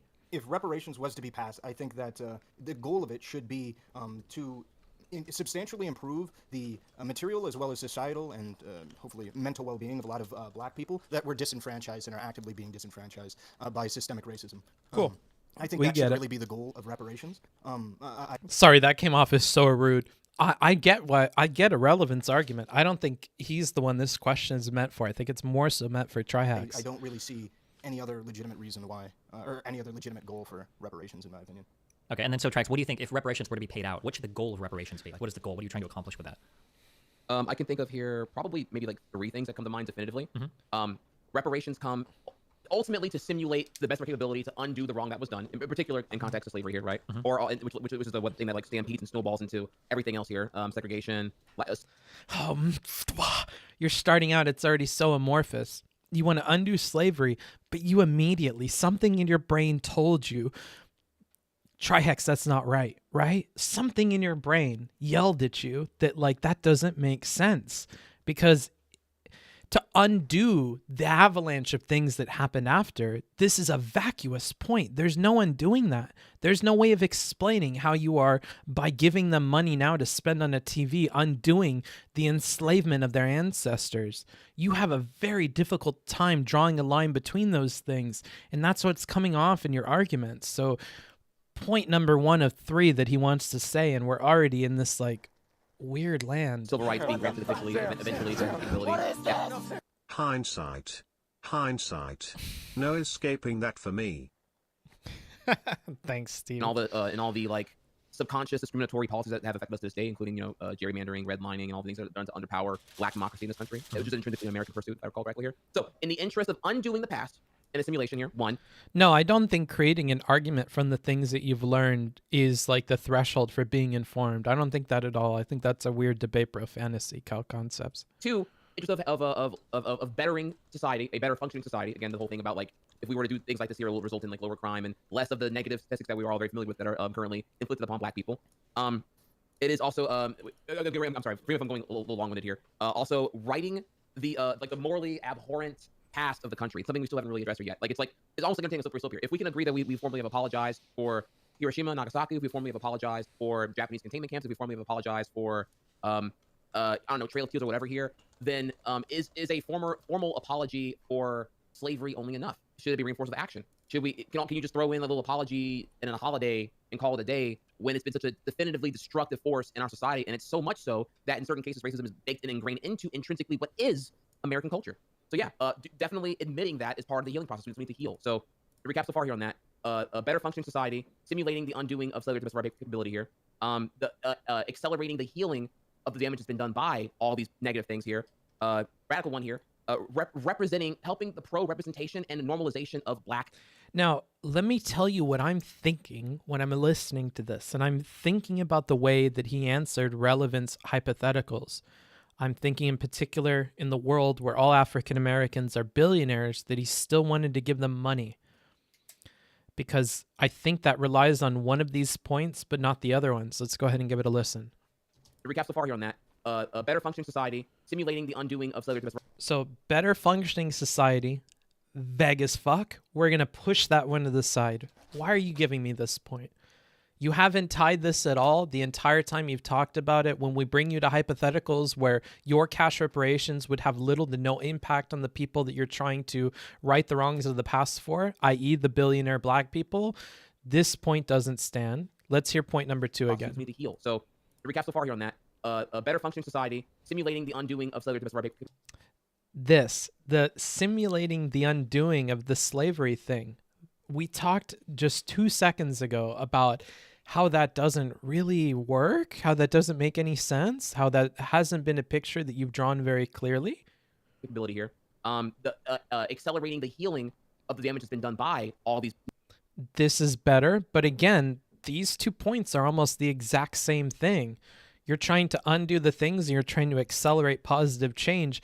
I think if we're looking at a number line of good and evil, we're way far on the evil end, right? And he's saying in his second point, I hope to undo the steps that got us, to this evil point, this further point of evil, and I want to accelerate us in that direction. Like, well, those are more or less the same thing. You're saying you want to head in a rightward direction on the scale of evil, and you want to push everything back. You want to undo what was done and help it moving forward. I think those are more or less the same thing. Negative things here. Radical 1 here, helping the pro-representation and normalization of black success. That is more of a... Okay, but again, we've talked to you about how, it's not very likely that this even results in African-American success. And you were offered hypotheticals in which we literally told you that the Thanos snap would not do that, and you were still okay with Thanos snapping it. In much the same way, to your points number 2 and 3, pushing us out of the direction of evil, TVs don't do that. So in the hypothetical where he tells you they're going to waste all the money, you still decided to Thanos snap that into being. So, do you guys see what I'm saying? His responses here are not lining up because he's not applying this evenly to all of the hypotheticals or decisions here, or he's not keeping them at the forefront of his mind when he's interpreting what they're telling him. So that's tough. Why am I seeing Blue Wave? Did I get a raid that I missed? Hi, IRI people, if you guys are in here. Like a minor cultural one, but I was seeing you on I'm Really Important's drunk. Saw you on the stream. You seem like fun and lovable when drunk, which is a fun contrast when I then picture that same person doing the malicious Italian voices. How dare you, malicious Italian voices? Good to have you, though, Tommy. But that's definitely a problem here. Again, whenever there's black success, especially on a youth front, it's usually, it could be implied that it was done through exploitative means of like illegal activity, Malicious. drug activity, Yeah. drug dealing, or whatever. And again, it might be people who are circumstances of their environment, or whatever may be here. But the point is, there's a normalization of white wealth and power and material worth, and not such for black people. So even then, representation does matter. We go back here to allude here to whenever those 4 Japanese American Congress members were the ones who led the charge to get those Japanese. Yeah, but your cash reparations don't help you with representation. That's not the clearest path towards that. Man, reparations man, executed oh back in man. 1988. We would representation has definitively mattered. So definitely normalizing black success can be a thing here. Well, certainly. Right now we have a lot of outliers. Yeah, but you're not producing success with the payments. Of like black celebrities, Oprah, whoever else here that show black success is possible, but it most certainly is not Yes. normal on But it's not possible by giving somebody a $7,000. statistically observable, macro level thing here. And then finally, the other thing here about this is also to compensate for discriminatory anti-democracy measures that have been intrinsic in American politics, like the Electoral College, which can be interpreted also as like being overwhelmingly. Oh, of all the fucking why not just use a historical example? Oh man. Don't play with me, Kyle. You know that's a banned term here. Don't play with me, Kyle. Implemented for helping landowners have a disproportional power of voting, but obviously it could also be interpreted to be undermining those who don't own land, which would have included overwhelmingly black people. So we need to right those wrongs, and I would say reparations are meant to, for African Americans specifically here, to accomplish. How is Trihex doing? Not good. Not good. He's at like a 20 out of 100 from me in terms of a grade. But, he doesn't do this very often. I really think if he fixes logical stuff, rhetorically, he doesn't do too bad. It's just he's not keeping in mind that the audience for this is debate people, and he looks really bad to debate people, I think, in this, because he's failing at a lot of levels. Although, to somebody else's comment about him being uninformed, he's not uninformed. He's very informed. He did his prep for the debate. It's just I think that he could have done for more time on his logic and on how he would argue it. Because ultimately, when you come into the debate, that matters a lot more than your sources. It matters a lot more than the historical examples you have on hand. The way that you carry yourself in the argument and the back and forth, your ability to answer questions and create models that other people can interface with, those are huge, and I think he's missing that at a lot of levels. Those 5 things I said, whatever it was. So, I mean, I think just about everything that you said is agreeable. Just about literally everything. The only thing that I can think of that I might have a point of contention on is the framing of undoing the wrongs of the past. The only issue that I really have with that is that I fear that if reparations become a thing, especially in the near future, what might end up happening is... What's Relly's grade? I haven't been too focused on how good or bad he's doing. I have most of my focus is on Trihex here. Something similar to what happened, you guys have to realize that when I used to do debate reviews, like when I have to do them for Destiny and stuff, I literally will watch the video from the perspective of somebody through the entire thing. I will watch as a DGGer. Then I will watch as a Trihex person. Then I will watch as an Ahrelevant person. Then I will watch as somebody undecided. So I try to give different watches with different things in the forefront of my mind, because that's, I think, how normal people in their brains work. And so if I'm so focused on Trihex in this run, I can't give you an honest grade for Ahrelevant because I'm not paying attention like that. I'm really focused on Trihex and how good or bad he's doing, because I think that he's the most interesting person that we're kind of meant to watch in the debate. Microcosm. Never watches Booksmarts? No, it's not very fun. What happened with Obama, where there's a bunch of people that might think that, well, you know how there's people that thought that when Obama was elected, like, racism is over. Like, we did it. We have a black president. I fear that if we frame it as undoing the wrongs of the past, people might consider cash reparations as being, hey, why are you complaining about racism? That's what we paid you for, right? Like, you can't, what are you talking about? This is what we paid you for. So I wouldn't really consider reparations as undoing the past, but more of what you said a little bit later, which is an apology. Should watch his book fucker. People don't like that because I'm just mean. Like, I think most people are really bad at communicating at all. I don't think anybody does it the way I like it. You guys, you would not have fun with that. And I would not have a lot of friends on this platform if I did that. So I would rather not watch his bookfucker, honestly. Right? It's an apology, but not an undoing. Sorry, may I ask a question here? I'm sorry, I had like an alert go off. I thought my alert's muted here. I didn't. I didn't hear anything before Obama. You said the word Obama. Have you seen how many viewers Destiny has? Mean works. Yeah, but then you have to be a mean person, right? He has to constantly give a caveat to organizers and people in real life that he's not a Nazi, that he pretends to be all this nonsense, right? So there are trade-offs with that. I've seen what he has to live through building that expectation for himself, and even if it meant me being rich, I'm not sure I would sign up for that. Like I was trying to mute it. I didn't even have the goddamn program open. So can you? I got So the summary was just basically that, like, if I was Dark Triad, though, maybe I would care a lot less. The problem is people see criticism as just outright attack and that you hate them. Yeah. Like a payment of reparations, assuming that this is like kind of like trying to make good for what's happened in the past, are people going to think like, oh, cool, well, like if it's Destiny versus Demon Mama, then I can give a book fucker take, right? Because both of those people are fucking argumentative assholes. But you know, when it's our boy Trihex, who I like, I enjoy, I love the DT podcast. I can't wait for it to come back at some point. Like when it's Ahrelevant, who I've met in real life, and I think he's an adorable little ball of anxiety who is, you know, fun to watch pace around. You know, like I have personal ideas of all these people, and I don't want to shit on them. We paid out reparations, so now we're in a post-racial world. Like we don't know black people anything. Like we paid reparations, we're done. It's essentially the irrelevant. Yeah, I can see that actually, and I do actually. That is a very valid point to bring up, and it's one that honestly I don't think I really have the answer to, but it's one that I've acknowledged here. Would you like to segue into an entertaining hypothetical of how much money should be compensated to black people if we were to do reparations? Sure. Okay, we can do this real quick, just as a heads up. So we're about like maybe 5 to 10 minutes away from closing the segment, and then I'm gonna bully you guys with questions. So go for it. I'm not gonna like cut you off or whatever. Just giving you like a heads up. Okay, go for it. Okay, so I expected, so initially in this conversation I thought you were going to be completely opposed to cash reparations and stuff like that here, so I figured I was going to have to entertain eventually here the actuality, and Really describes himself as super confident. I can't wait to drop this on. I mean, he's confident in the fact that he's anxious. He knows. So I think he owns his anxiety, I think. So, I mean, it's not wrong. And practicality of what compensating people would be like. So I'm using a conservative model here of, again, probably my most noteworthy example, the Japanese Americans being contained in World War II in those camps. So ultimately, if you didn't know here, just to give a quick narration here, that was from 1942 to 1946, for 4 years. And the monetary compensation was distributed in 1988. So that was done, 42 years later. And it was done for $20,000. Thank God for Reagan. $20,000 in 1988 would equate to, in 2019 inflation, to double that, about 40 grand. So we're looking at, for 4 years of containment against your consent, was $40,000, about $10,000 a year. Now, of course, here I'm looking at that. I'm putting into play here a template for what you can look at for how I'm you assuming can that, compensate. excuse me. I'm assuming. Oh shit, we're on the hook for a lot of money if we start paying slaves. I feel like this is an argument against it. Holy shit. 40,000 a year? You know how many slaves we had, dude? It's a lot of fucking money. I was thinking $8,000 one-time payment. You over here talking about $40,000 a year times X number of years times the entire economy of the South. Like, holy shit.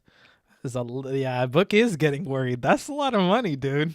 I was on the fence before, but I think Trihex is pushing me to the wrong side here. I think that's per person. I'm sorry. Wait till he says interest rate. Per person. This is per individual. I was gonna say, yeah. Okay. Yeah, this is $40,000 in 2019 money per individual. And just again, for another factor to recap on that here, 82,200 Japanese Americans were compensated in 1988 for reparations for that camp. Cool. Who the fuck signed off on that? What the fuck? Not my boy Reagan. Are you telling me he signed that shit and we couldn't get health care? What the fuck? This is what Relly was talking about. We'll waste. No, I'm not gonna go that far. Okay, I'm gonna get fucking banned. All right. Anywho, so the thing about that is, though, again, is that I look at that template and as again, this is assuming here we're gonna equate here Japanese containment camps without consent as and relinquish all your property. Because keep in mind too, by the way, that the Japanese Americans, when they were told you were given like a week's notice that you're gonna go over here, you had to sell all your shit because you can only bring what you could carry in. So some people had to sell their house, sell their land, sell their car, and had to sell it at a very completely horseshit rate because they had to get rid of it at that point, or agree or tell some minimally racist American next door to watch their shit while they're gone for who knows how fucking long. Because they know either terrible situation to be in here, obviously, but can be reminiscent of like some of the injustices that are done as well by slavery. Well, anyways, though, they were compensated $40,000 in 1988. So my template here is X amount of dollars to compensate per year of wrongdoing or method of oppression. And this, you can say slavery, you can say voting rights denial, you can say protection from human rights protections by law. Again, we have various things here: 13th Amendment, 14th Amendment, 15th Amendment, Civil Rights Act of 1957, Civil Rights Act. Damn, I'll be contained in a video game. Yikes, dude. You're like, enslave me. That's fucked up, dude. 1960. Although 40,000. There's a whole lot we look at, right? Of wrongs that were done on an individual basis here. Now I'm on the same level of wrong, clearly, because I wouldn't equate slavery to Japanese to the camp situation here. But regardless, though, X amount of dollars compensated per year, the wrongdoing was done, plus a penalty for the delayed correction. So the longer you take to correct the wrong, the more ingrained society the wrong that was done is done. This is also why, again, the problem, intrinsically the problem here of the lack of normalization of black success comes from the result of the normalization of blacks in poverty, which is now intrinsically an American trait. Blacks are just, I don't know, man. This is why you see the arguments now. Black people are like, well, I don't know why the crime is so high. I don't know why crime is so fucking crazy. Maybe just they got some kind of warrior gene or something. I don't fucking know. I don't know why. I don't know why they acted like that. The fact that that's even a debate in American society right now, and it shows you the result of just decades, if not easily centuries, of a lack of the appropriate measures done to undo all the fucking that has been executed already so far here. So X amount of money per year for wrongdoing, a penalty on the delay of the correction, a penalty of additional money to compensate here, and then finally is the big one, overcompensation. I'm gonna have on a doctor to talk about the warrior gene. I hadn't heard about that before. Of additional money here to address the inevitable cultural clash and backlash of non-normalized black success. Ultimately here, money can't solve problems, and whenever you give a fuckload of money to black people for all the wrongdoings that were done, admittedly here, in this hypothetical, there's going to be a backlash over every other race that isn't getting their special treatment of blah, blah, blah, blah, blah. And ultimately, I think part of that reaction that will come culturally will be a result because of the lack of normalization of black success that would possibly be around here if there wasn't all these super bigoted, arbitrary boundaries that were holding back black people for centuries here. There would... Wait, what? I don't think I understand this point. A result because of the lack of treatment of blah, blah, blah, blah, blah. And ultimately, I think part of that reaction that will come culturally will be a result because of the lack of normalization of black success that would... There's going to be a backlash over every other race that isn't getting their special treatment of blah, blah, blah, blah, blah. And ultimately, I think part of that reaction that will come culturally will be a result because of the lack of normalization of black success that... They're mad because there's not an idea that black people are successful, so they're mad that they got money instead of them? How does that make any fucking sense? What do you mean? So because black people aren't known to be successful now, other minorities will be upset that they got payments over them. How does that connect? How does that make any sense? Can somebody reword that for me? Feels weird to be non-black minority with that statement. I'm just repeating. I put quotation marks around that. Trihex said it, not me. Wait, so we get more money because other races will be envy that we get so much? I don't understand the point either. I honestly don't. I don't mean to be bad faith. I have no idea what he means to say with that. Would possibly be around here if there wasn't all these super bigoted, arbitrary boundaries that were holding back black people for centuries here. There would be a normalization of more black CEOs, of black wealth, and Yeah, but then wouldn't they be more upset? Like in Relly's example, when Trihex, governor of America, decides that he wants to cut checks to billionaire black people, I think they get more mad the more successful you are and you're still getting checks for something that happened a gazillion years ago. I think that would make them more mad. I don't see how they're more mad because you're less successful. Because I believe his argument here was that because they're not successful now, that's at least in part adding to other minorities being upset that they're getting money. That doesn't make any sense. I think the argument is people would be angry because people think it's not deserved. Yeah, but look at how he explains deserved here. Ultimately, I think part of that reaction that will come... Part of that reaction will come from... Culturally will be a result because of the...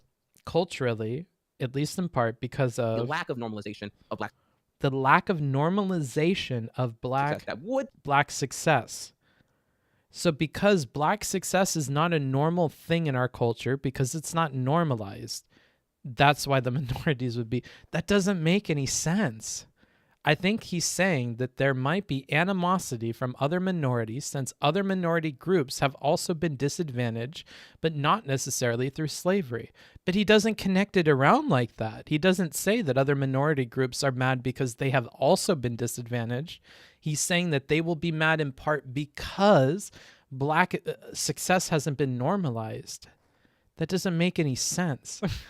Possibly be around here if there wasn't all these maybe I'll watch this tomorrow and see that I'm having a brain fart, but bigoted.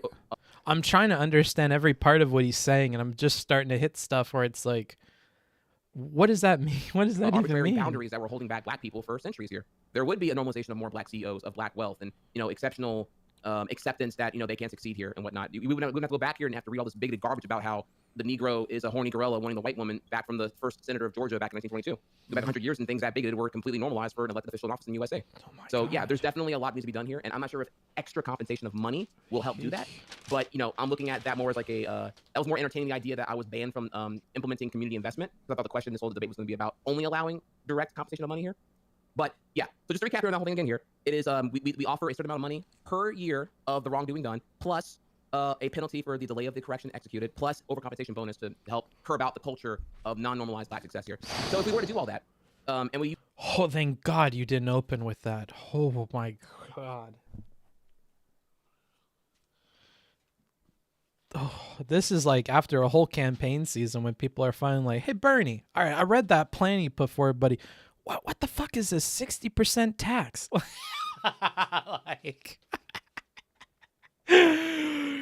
They've been eating nothing but the good part and they were still on the fence, and then they hit how it's gonna happen, and holy shit, the details, fuck. Use the template of the Japanese containment camps as an example here. You would get $1,000. And please stop saying containment. It's really bothering me that he's not saying internment. Is there a reason for that? Is that a woke thing I'm missing out on? Are we meant to call them containment camps instead of internment camps? I feel like internment is a much more damning word. Per year of each infliction that has been wrong, assuming here that slavery and voting oppression and other things like that that can be definitively listed against black people's oppression are all equally bad. Just for the sake of the math being simple here, right? They're all equally bad. So slavery, voting oppression, human rights. You call it right there, $3,000 per year of it happening here. And if you look at that and you add in a penalty of... To be fair though, some of the most racist people I've met have been from other minority groups. Well, yeah, because you have to some extent make up why you're better than each other when you're a minority group. When you're white, you just look around.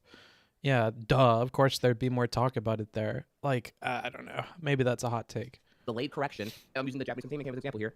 That would mean that you get a 25% penalty on the initial wrongdoing each year that you don't correct it. That's how you get from the $1,000 per year into a $40,000 figure by 1988. Is you just do like a static 25% of the original balance due for the wrongdoings done initially.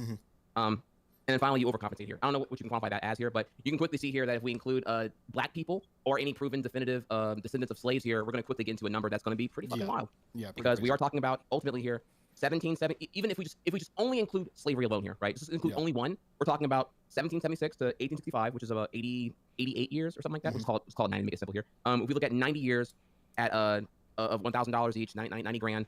Plus the delayed correction here, so it's really more like it's 90 grand times an additional quarter added here, approximately. Yeah, you're looking at a pretty fat number there. Probably something along the lines of like approximately $115,000, and then whatever you overcompensate to help curb and normalize black success and black wealth.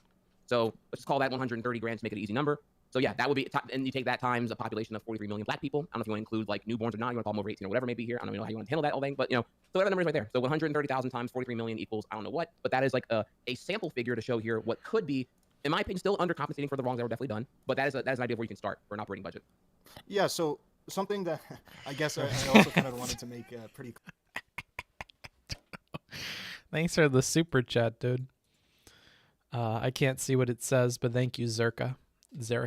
Clear as well when it comes to the number, because yeah, that's what I was running through that same argument in my head as well. It's like, if you really do this accurately, it's going to be a really high number. Fuck. And that high number, relative, well, at least relative to what I think a lot of people would consider, maybe it should be. I think it's a high number. I think that there's going to be a lot of people, especially that are going to really fall into the effect that I was previously mentioning, as the number increases, which is that, they're going to think that, racism is done. The more that people are going to pay, let's assume that the number was like crazy and they paid it like $50 trillion, right? And they paid $50 trillion.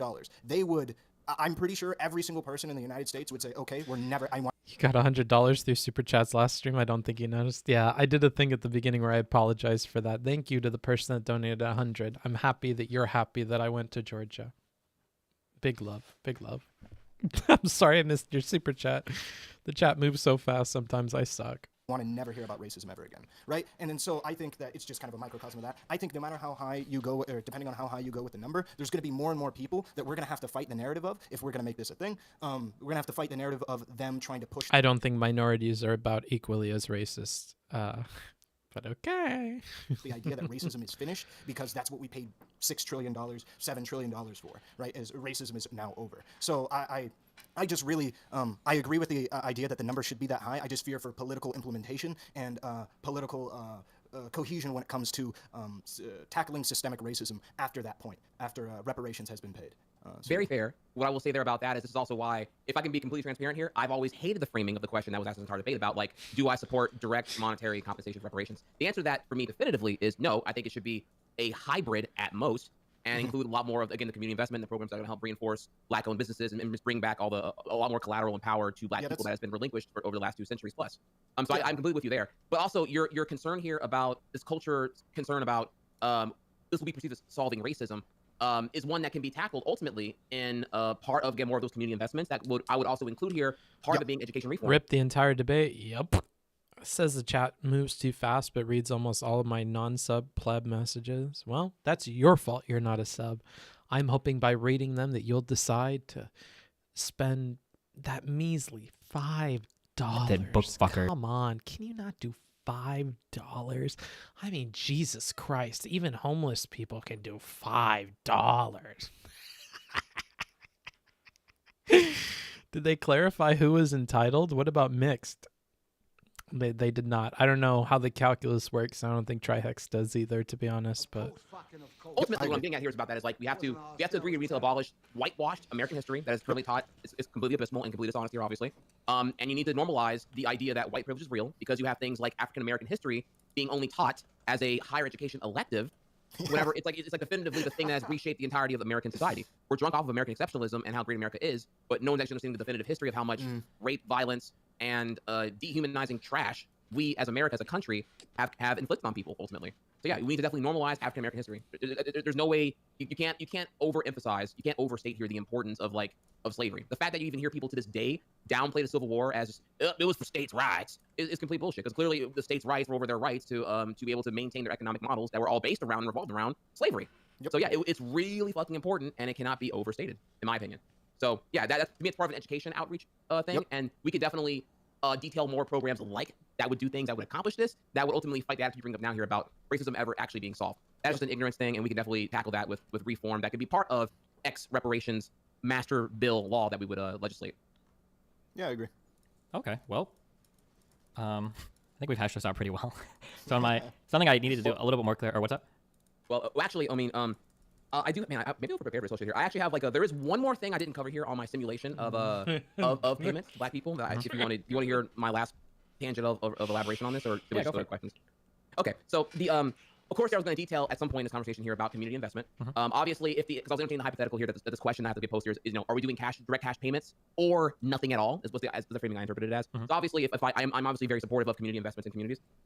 And with that, sorry, excuse me, with that, community investments for me would come also in the form of not only the hybrid, right? You would get direct monetary compensation, and I would argue, yeah, clearly we can't do the direct template of whatever, right? The $6 trillion, which is not even the right number anyway. It was literally making slavery a one-time thing. Stupid. Whatever number would be, right? Obviously, we need to be a little more realistic here. But people get money so they can actually have we can lift up that poverty floor. Because we have a really, really high income, a very high wealth ceiling, and a very low poverty floor. It's a very wide. Well, now you care about poverty. You didn't care when he was using the billionaires example. Holy shit, you were just doomed on that one example, dude. Man, if you would have handled that better, I think you could have carried through this conversation with a lot more charitability from the audience. Because holy fuck, did you fumble that? I don't know which you actually believe. I don't know if you actually believe the answer you gave to him in the hypothetical that made you look like a crazy person, or if you actually believe what you're telling me now. In good faith, I'd like to assume it's what you're saying now, but you got to realize that does not line up with the answers you gave about the billionaire thing. You got to get way better at handling hypotheticals, my man. You got to get way better at that. That was a huge loss for you. Man, I don't know. I think we want to kind of bring together that way everyone has a more consistent standard of living. No one's really, really in poverty and shit like that. So with that in mind here, what I'm looking at here is that how I would use the direct cash payment proposal. How do I sound like a debate, bro? Fuck you guys. I fucking hate you. To do the thing of a better functioning society here that would result in more Black-owned. How exactly could one get better? Go look back at my advice. I gave him advice. Business that would help normalize Black wealth. You have to fucking think. You need to spend time thinking about how you would answer things. And you need to have some kind of logical framework that you're trying to apply the exact same to different situations. He's not willing to make up rules that are going to apply to different hypotheticals. So every time he has a hypothetical that doesn't match up with his understanding of the modern world, he starts clutching at straws and he looks like a fool. So the advice for dealing with hypotheticals is to have some kind of rule set that you can apply outside of reality, that you can apply and use to guide your decision making in hypothetical situations that are not congruent with the modern world, or that are meant to test whether or not such a system exists. That's part of the point of debate. And if in testing, if in feeling for in the dark for some kind of ladder, some kind of system that we can then follow to ideas, if I don't feel anything, and you're literally just running and catching as much, momentum as you can before you run up a hill and you get as high as you get, and it's always different, then you look like a fool and you have nothing there. And I think when people go reaching in the dark to see if you have a system for evaluating these things, and you give them bad answers, you're indicating to them that there's not a system there. And then you have chatters like the ones in my chat saying you're uninformed and you shouldn't be debating, when in reality you are informed, you know your stuff, you just haven't taken the time to think about rules to guide you through hypothetical situations beyond the reality that you understand, right? And every time they test him on that, every time they bring him into the dark and they ask him to feel his way around, if it's clear he doesn't have a flashlight or a plan, he looks like an idiot, right? And there's no reason that has to be. You can prepare. You know they're going to turn out the lights, and you know they're going to force you into a place where you're going to need logic as the only saving grace to get out of it. And if that's the case, my advice is to pack a flashlight. My advice is to be prepared to be in the dark, because they're going to turn the lights out on you, right? And I don't think there's an excuse to have been that unprepared for questions like that or hypotheticals like that. I would advocate for there to be 0% interest loans that would initiate black people. Deaf person impressions? Fuck you guys. I hate you so much. You guys are so annoying sometimes. Make me feel like I'm awful. To be able to start up or sustain their black-owned businesses. I think that's a really good to look into there. And ultimately, whether you want to if you want to qualify via having a certain amount of black percentage within you on a DNA blood test, or if you want to say that anyone in areas that all definitively suffer from black criteria, or definitively like black statistic-based criteria, like low income, high adoption of social safety net programs, poor performing schools, low budget schools that are like victim to high amounts of black population, low state tax revenues to be able to make their schools better, high crime, whatever criteria you want to use is definitively a black oppression-based statistic. Anyone in those permanent residing areas, or people who are like in the suburbs and minorities who are out in what is this called? Couldn't, quote unquote, thinking about the rules, coming up with rules, be impossible for some people? I'm not sure if just some amount of time is what separates people from being able to figure this stuff out. Yikes. That's a very doomery take. You're assuming everybody's a dumb fucking hollow version of man that's not capable of thinking, therefore they are not. Right? If there was somebody not capable of thinking, I would argue that they're not. Fuck. Don't push me into these places with comments like that, bro. I don't know. Stop. I hate philosophy. Oh fuck, I hate philosophy. Like gentrification areas offer some criteria of determining their blackness in one way or another. I'm not sure how you do it obviously here, but they can all then go for these 0% business loans to help hyper accelerate black engagement in our economy, and that can be done by local officials. We can build a certain committee to oversight these things being done on a per community, per city, per local division basis. And ultimately, of course, here the problem is that you're giving black people who probably lack a definitive amount of financial literacy the power to just do these like really risky, stupid fucking loans. I would opt here that such a thing would be in addition to a standard reparations amount that would be, again, it'll get them out of their poverty status and into more of a stabilized condition in the first place here. Call it $10,000 flat, call it whatever you want, honestly. But you would also, if you wanted access to these kinds of loans, you'd have to take a definitive financial literacy course, or opt to just get paid to attend higher education to get all the more qualified to then pursue pitching your business ventures for these 0% interest business loans. So either way, you're giving people the incentive to pursue higher education and do better for themselves, which will be paving the better way for generations of people to be able to not be in the situations of a really low income society where they're more victimized to the lure of crime or bad things like that. And you also give them incentive here to become more financially literate anyway, something they would probably acquire if they ever had the opportunity to have money. Again, all you ever get whenever you have no resources is the burden of how expensive it is to be poor in the first place here.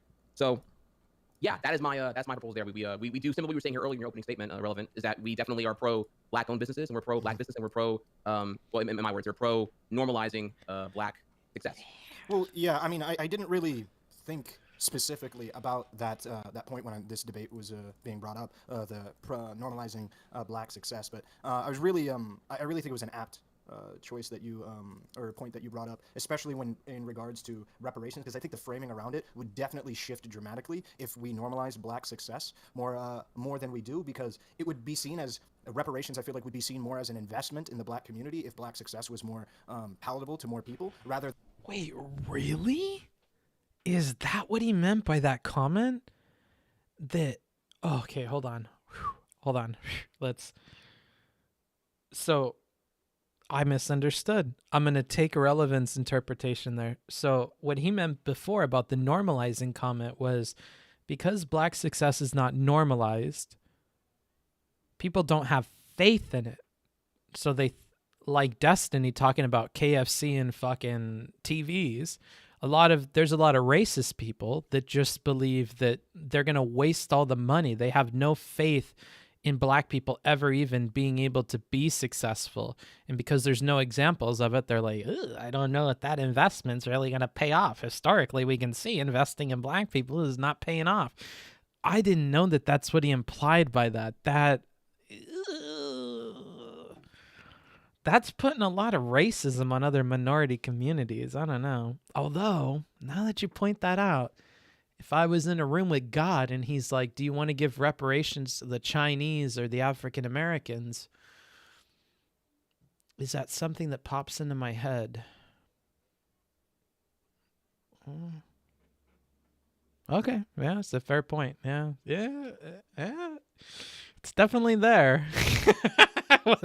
whether you like to admit it or not. Yikes. Okay, I didn't really think about that. Rather than a cash dump into poor people, which it feels like it's being framed as amongst many opposition and even average people. It's more okay here. It's like a welfare type Lol, what? No. What do you mean no? Okay. I'm just Booksmart's exposed. Oh my goodness. I'm agreeing with Ahrelevant. Yeah, that's a thing. And I'm agreeing with Trihex. That's a thing. I don't know. We had normalized. I could see that. Yeah. Black success. It absolutely would have been seen more of what it is, which is an investment in black people. Don't feels weird, man. I'm not taking that from you guys. You guys have to understand. Say that again, Books. Matter of fact, I will. Yeah, that does have an effect. Yeah, it does. When you don't have pictures in your mind for people being successful, that's definitely going to creep into your decision about who gets what money. If anything, Ahrelevant pointed that out at the very beginning with the billionaires comment. Like, yeah, the reason that you're not going to, I don't know, guys, it is worth considering for a lot of this. Yeah, that's worth considering. That's going to affect all the voters that have to vote for that shit too. Do you think reparations would be a waste compared to Asians? That's not what I was implying. No, I'm saying in a Thanos snap situation, is one of the things that pops into my mind the past success monetarily with this kind of stuff or ideas about it. Yeah, it does. It definitely does. When you're comparing between two direct groups and you're trying to figure out which one you right the wrongs for, I could imagine that in the minds of a lot of people, that's something that comes up, that not having normalized black success stories could mean that you don't have something that comes to the forefront of your mind for success. You know, if I think about China and I think about Chinese people, I think about Jack Ma, I think about other entrepreneurs in China. If I think about African Americans, it's a struggle. All I can go to is entertainment personalities. I don't know if that's indicative of actually being able to run a successful business or anything, you know? And I think that is huge. And I think it's something we've been working on as a country, in the last decade or two, especially, but it's definitely still a problem. And I just hadn't really considered it. And I was just being honest. I don't know. I kind of feel bad that you guys feels weird manning something that's just pointing out inequality between people. This is something I talked about with Afro Sabi quite a bit, which is why I'm going to be more okay with being open about those ideas and stuff with you guys. But I think pointing that stuff out and talking about it instead of feels weird manning it is probably way better. Especially if you guys feels weird manning it. I feel like we should point it out.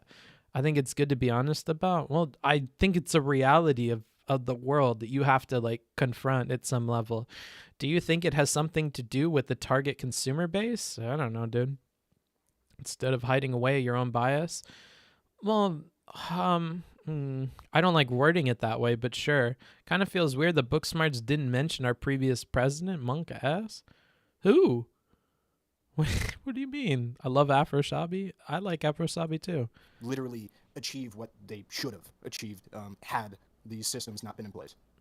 So.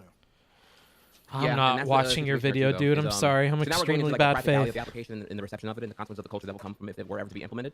And man, there's just a lot of interesting tidbits to dive into there, because the thing is, right now, if we base it in actual reality here, there was a proposition in the state of California to have a grant done to fund a study looking into the effective ways to consider reparations at all here. Nobody cares what my position is on this channel, Dolph. It doesn't matter, so it's not worth asking about. What matters is the people we're reviewing. Like there was wasn't there a federal one, HR 40 or something like that was done? That was like, it's favorable, I believe, amongst most people to investigate the lengths at which, like, reparations. It was literally. No, Lolamator. Bias about race comes from your culture. My culture is perfect. I had to step outside of myself to even consider that you would think that way about African American people. Although I do appreciate the honesty that that's how you go about the world looking at things, though. That's very brave of you. Really like a formal study on reparations. I think was it HR 40, something like that? Did it go anywhere? No, it's favorable amongst. They were talking about it on the debate stage. There seems to be a political like drive to at least want to investigate how it would work. So yeah, there's definitely political motive to look into it at least. I want to dump this thing here in chat. What chat are we in right now? I don't think this room technically has a chat, so. I'm just gonna DM you this here. I'm just gonna throw it in throw it at you, and you can I don't know. This is particularly what I'm referring to. I don't know where to throw it at, though, so I'm just going to throw this here and there and everywhere. Sure, an LA Times article, California task force will consider paying reparations for slavery. Oh, that's actual consideration to pay, not just investigate? Yeah, this is a state initiative, though, not a federal one. Of course, yeah. Yeah, and the thing about this, too, is that there's, we've already seen direct... Do you know what's really shitty? I'd vote against it. You know why I'd vote against it? Because the state of California didn't enslave people. Holy shit. This is why you have to have the components of why you believe something for arguments, because like you swap out components and it breaks everything, right? Like in mine, where the government and the laws that they've done historically against a group is what justifies fixing it. Who do I think committed more grave evils that need to be wrong? The U.S. federal government or the government of the state of California? I'm gonna go with federal government. Okay, I think I'm gonna win that bet. So I'm gonna go with the federal government is probably worse. Cash. I didn't bring it back to here, but when I was looking into this whole thing here, there's already examples of direct cash. Not saying that because it's been done in the past, it's like automatically worth doing here, which is more of a historical significance that the city of Chicago had already in 2015 actually compensated $5.5 million to 100 people, majority of which were black males, mostly black males, black females here, where they were tortured and harassed by a particular. Would you support it if people could prove their family was enslaved? Yeah, by the state of California, 110%. Yeah, if they locked you up and threw you in some government facility and made you work forced labor for fucking years and years, yeah, 110%. Particular sheriff of that town back in the late 70s and early 80s. They were able to track down that this one particular sheriff was so corrupt and bigoted and or addicted to belittling black people that he would continue. He had a quote unquote midnight squad, midnight crew that would go around at midnight and just like, take people and beat the shit out of them and in some cases suffocate them until they passed out, hoping to extract information from them about, what the Negro was doing, in some kind of like spooky activity or whatever here. They were ultimately able to like compensate them all in a total of $5.5 million. I forget the amount though. It was like $5.5 million across about 100 people, and also offer the relatives and descendants and family lineage of them complimentary higher education relative to the city of Chicago and other services like that. So we're not foreign to direct compensation on a local level. So if the state of California wants to look into this further here, that would already we've already seen this happen for Chicago definitively. And I would argue that happened in Chicago because of, again, representation mattering here and having a local body of a lot of black people understanding the significance of the wrongs that were done in the past. Okay. I think we're kind of circling on. I think you are both pretty much in agreement over what should be done. It seems like a fair summary of both your points is that some form of compensation should be given to African American communities, not necessarily in the form of cash reparations, but in something that can like demonstrably improve the living conditions of the majority of African Americans that are being recompensated, right? Or compensated. Yep. Okay. Yep. Well, I guess that wraps that up, and we have an agreement there. So I should have been more careful in my original posing of this question. So typically when I'll send you the link, by the way, to Chicago one if you want that. Gotcha. So usually So I guess the thing that I really wanted to tease out in these arguments is like, should reparations be treated as like a form of like federal stimulus to African American communities, or should it be treated as like the repayment of a debt? It's kind of like 100% more, stimulus, in my yeah. opinion. And then it seems like both of you guys kind of fall more on the side of like it should be treated more as like a stimulus kind of thing. But yeah, okay. Fuck, I should have been more clear in that. I guess I kind of want to throw a few. I just want to throw a few arguments out because I guess I'm curious how either of you would address these. So revisiting back the idea that a promise was made, there was like a specific. Does it get worse? Can I stop? I'm worried. I don't like that he's asking questions. I got a bad feeling about this. I'm not sure. I'm not sure I want to keep watching this, if I'm being honest. The worst has been. Okay. I just don't think it's fair to Trihex when he literally hasn't thought of... This is going to sound really mean, but I don't think it's fair to Trihex when he hasn't thought this shit through. I fell asleep around here. Okay, well...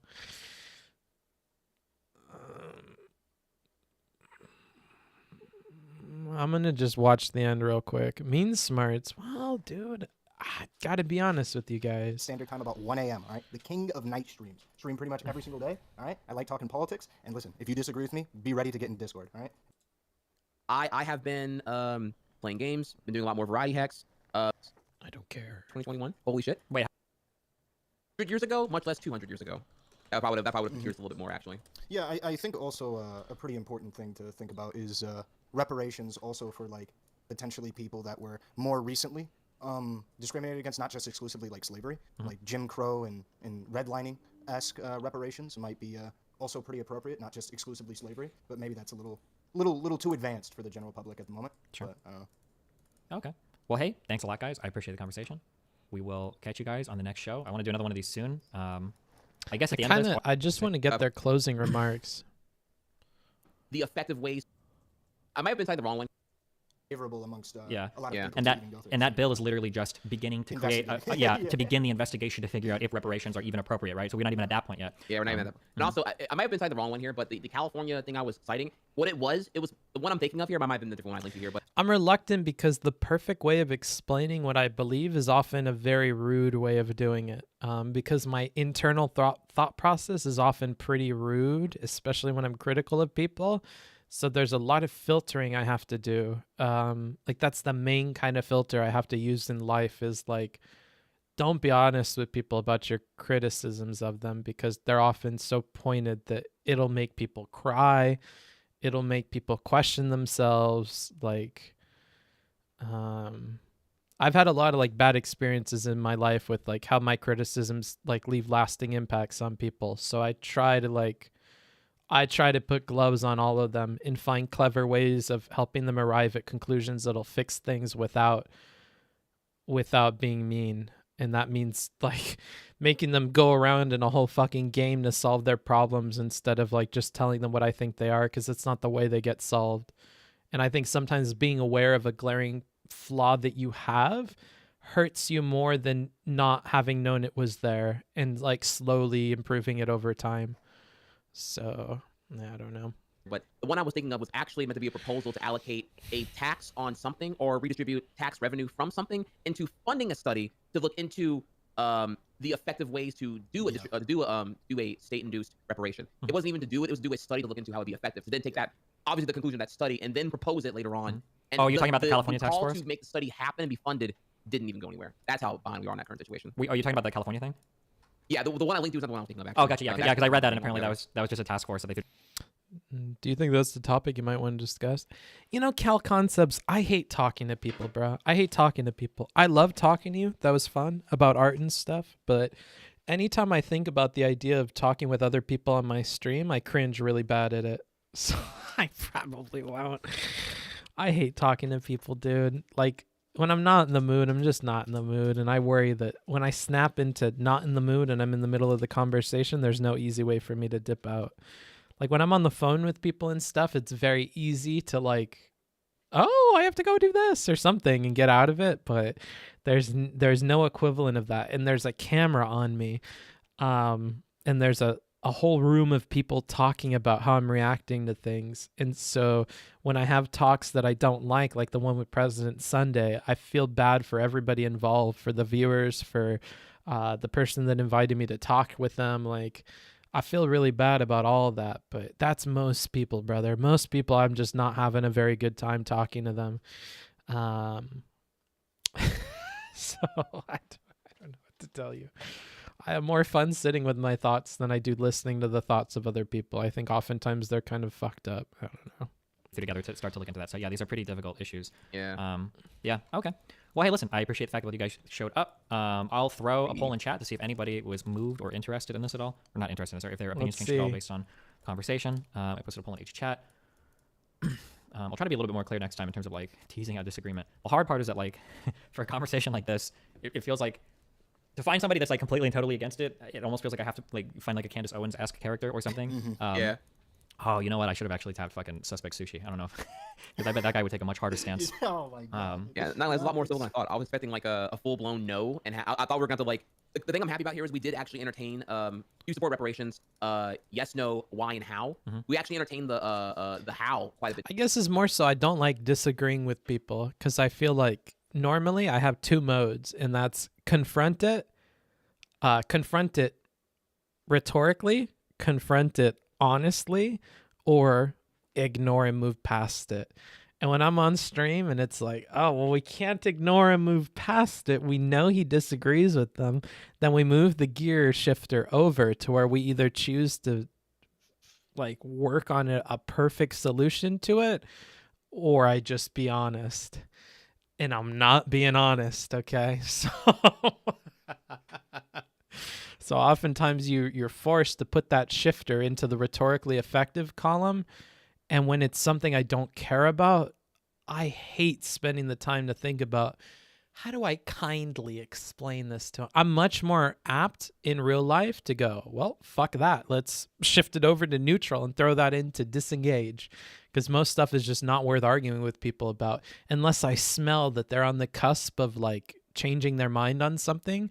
I'll normally move past it, and I'll do it in some clever, funny way where like I give them something to think about maybe, and I'm a bit facetious about it. Maybe that's like the in-between, like being honest and, trying to be rhetorically effective. But I often find that if I'm in that in-between space, it's really dangerous. We could slip a gear and go into like completely honest, or we could slip a gear and go into like rhetorically effective. And if there's a gap between rhetorically effective argument and the one that I gave initially, we could have problems. And again, we have any problems, whether it's in this gear or this gear, and I'm going to want to shift to get the fuck out.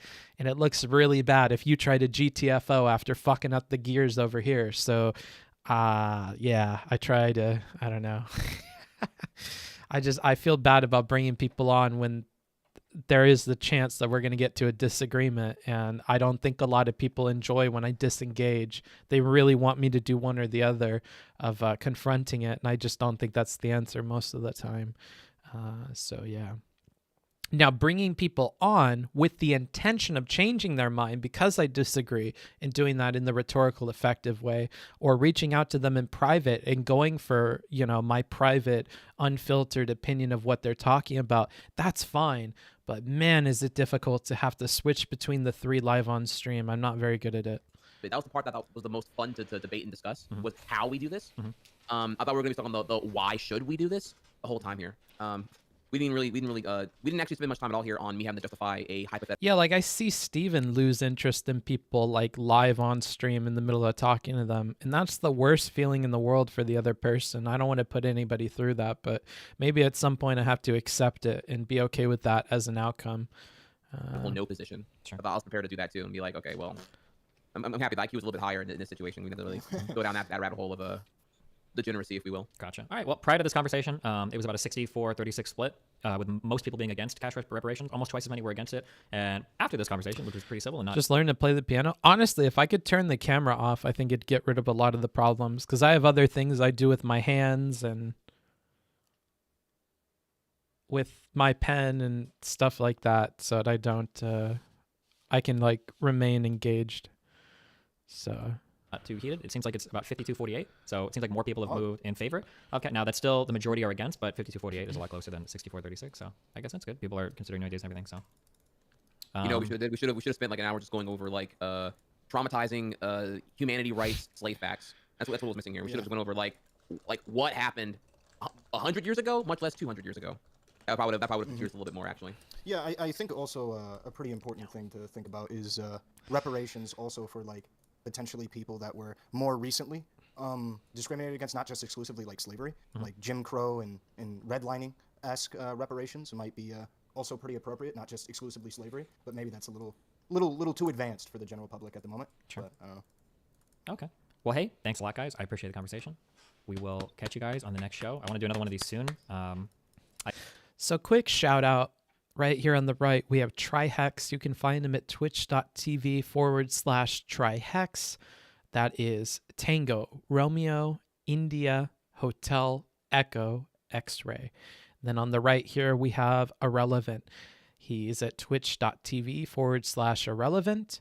And his the way you spell that out is Alpha, Hotel, Romeo, Echo, Lima, Echo, Victor, Alpha, November, Tango. So awesome to those two people. And then, of course, we have our host and moderator of the show, Destiny in Moderation. You can find him at destiny.gg or at twitch.tv/Destiny. Destiny spelt, let's see here, Delta, Echo, Sierra, Tango, India, November, Yankee. There you go. So big shout out to those three. Cool on them for doing these conversations in public, as we learn from Trihex today, although as we learn from all sorts of people all the time, it's not easy to do this. And even if you prep a lot, it doesn't guarantee you success in the eyes of the viewers or in the eyes of me, the reviewer. It's difficult. It's not an easy thing. Just because you can't argue it doesn't mean you're uninformed on the topic. And I think that one of the lessons that we learned from Trihex is put some of your time into making sure you have a concise, logical version of the argument you're trying to make. An argument that can stand alone in the dark room of hypotheticals. You don't want to be feeling around in the dark. You don't want to be caught with the lights out with no flashlight. When you go into a debate, you need to realize that people will take you and they'll put you in those dark rooms. They'll put you in places where you cannot reach to a lot of your prep to save you.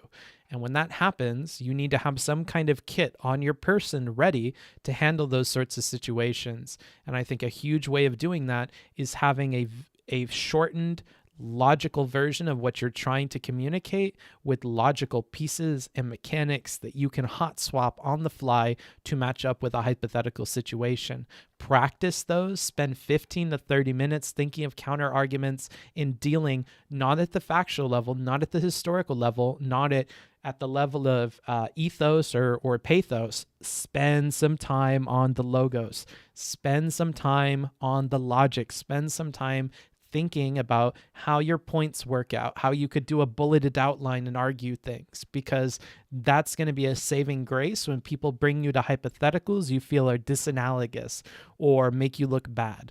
But yeah, we focused mostly on Trihex through this because I was interested in how he performed. If I were to give him a grade, like a 25, a 28 out of 100. I think that it was clear that he had events and different bullet points in front of him, although the way he connected them was not super great. He didn't have a ton of rhetorical failings aside from the way that he was answering hypotheticals and putting forward like a disconnected argument. But yeah, like nobody argued, nobody fought, nobody screamed at each other, nothing crazy. Like, if I were to rate his rhetoric aside, like how he comes off, the optics and stuff, I mean, he's at like a 70 or an 80. He didn't do bad. I don't think he came off super bad in anyone's eyes. Maybe they thought that he doesn't think like Destiny or Ahrelevant, but I don't think that matters for everybody. He didn't come off negatively. He didn't come off like an ass. He didn't come off like a jerk. And I think that means a lot in a lot of these debates. It's not easy to maintain that through a debate, through a conversation. You can get heated. You can get upset. You can think poorly of the other person. There's 101 ways that it can go wrong. You can misinterpret a question, yada, yada. He didn't do any of that. He assumed good faith of both of his interlocutors, and I think he did an all right job there. But anywho, I think that's about it. Flexing the NATO alphabet. I mean, I'm just spelling it out for people who can't see on the screen. That's all. I think he came off good, but it's a difficult position. Such a harsh spot. Yeah, he was put in a difficult. That's why I think he should have spent more time on the arguments. But yeah, I get that. Due to the question, yeah, due to the position he was forced to take here. The debate in general seemed pretty good faith. Yeah, feels good, man. Yeah, it's pretty good. All right.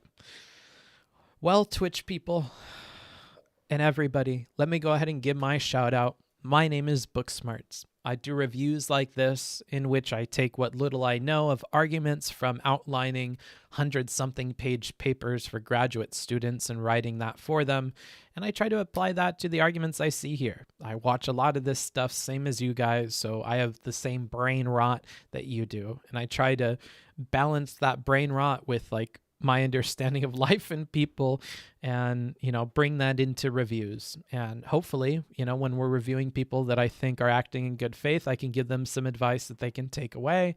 And at other times, of course, we meme, we use accents, and we have fun. If you want to support this, if this was cool to you, if you're in YouTube, you can, of course, do the super chats, which I'll go through right now, if there were any during the course of the debate. I will also be accepting your patronage through Patreon, which you can kind of see on the board behind me a little bit. ! Patreon for that link.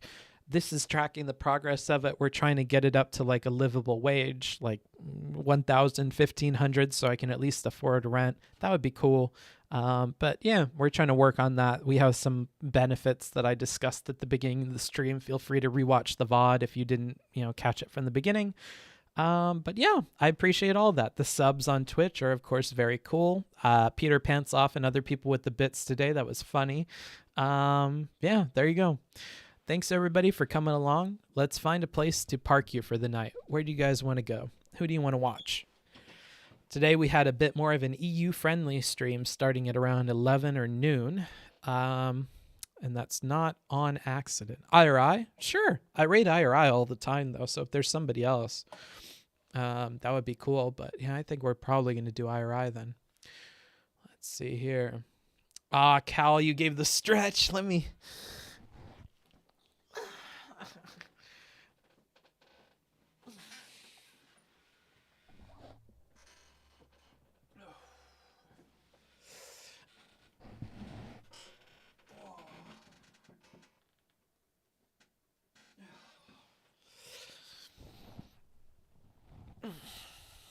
Thanks for the stretch, buddy. I appreciate it. I'm feeling tired today, dude. Make them suffer. All right, dude, I will. If you're still here, you're a sub or you're on YouTube, but there's a command called Make Them Suffer that you can do by spending 10,000 of your channel points, which you earn by watching on Twitch. And this person just redeemed it. That forces all of the people that don't have subs to watch a 60-second ad. Pretty pog. Anywho. All right, so you guys said you wanted to do IRI, right? Let me go ahead and set that up for you real quick here. Let's get going.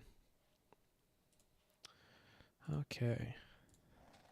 What did you think of Destiny's moderation? Not too bad. I got no complaints.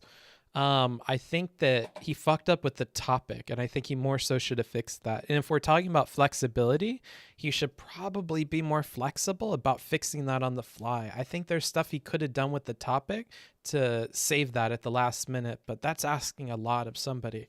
So, you know, I don't know. He did okay. He did okay. No complaints aside from that. All right. Hopefully that's it. There you go. Everybody jump into the raid, and I'll see you later. Have a good one. Be kind. Be nice in there. But there is one thing I'll ask you to do. Can you spam my emotes? Can you spam the yellow Booksmarts flag of justice or my pog face? Go ahead and do that for me. I'll see you guys in there. And for the YouTube people, thank you for watching on YouTube. I appreciate it. You guys understand where you get actual benefits for...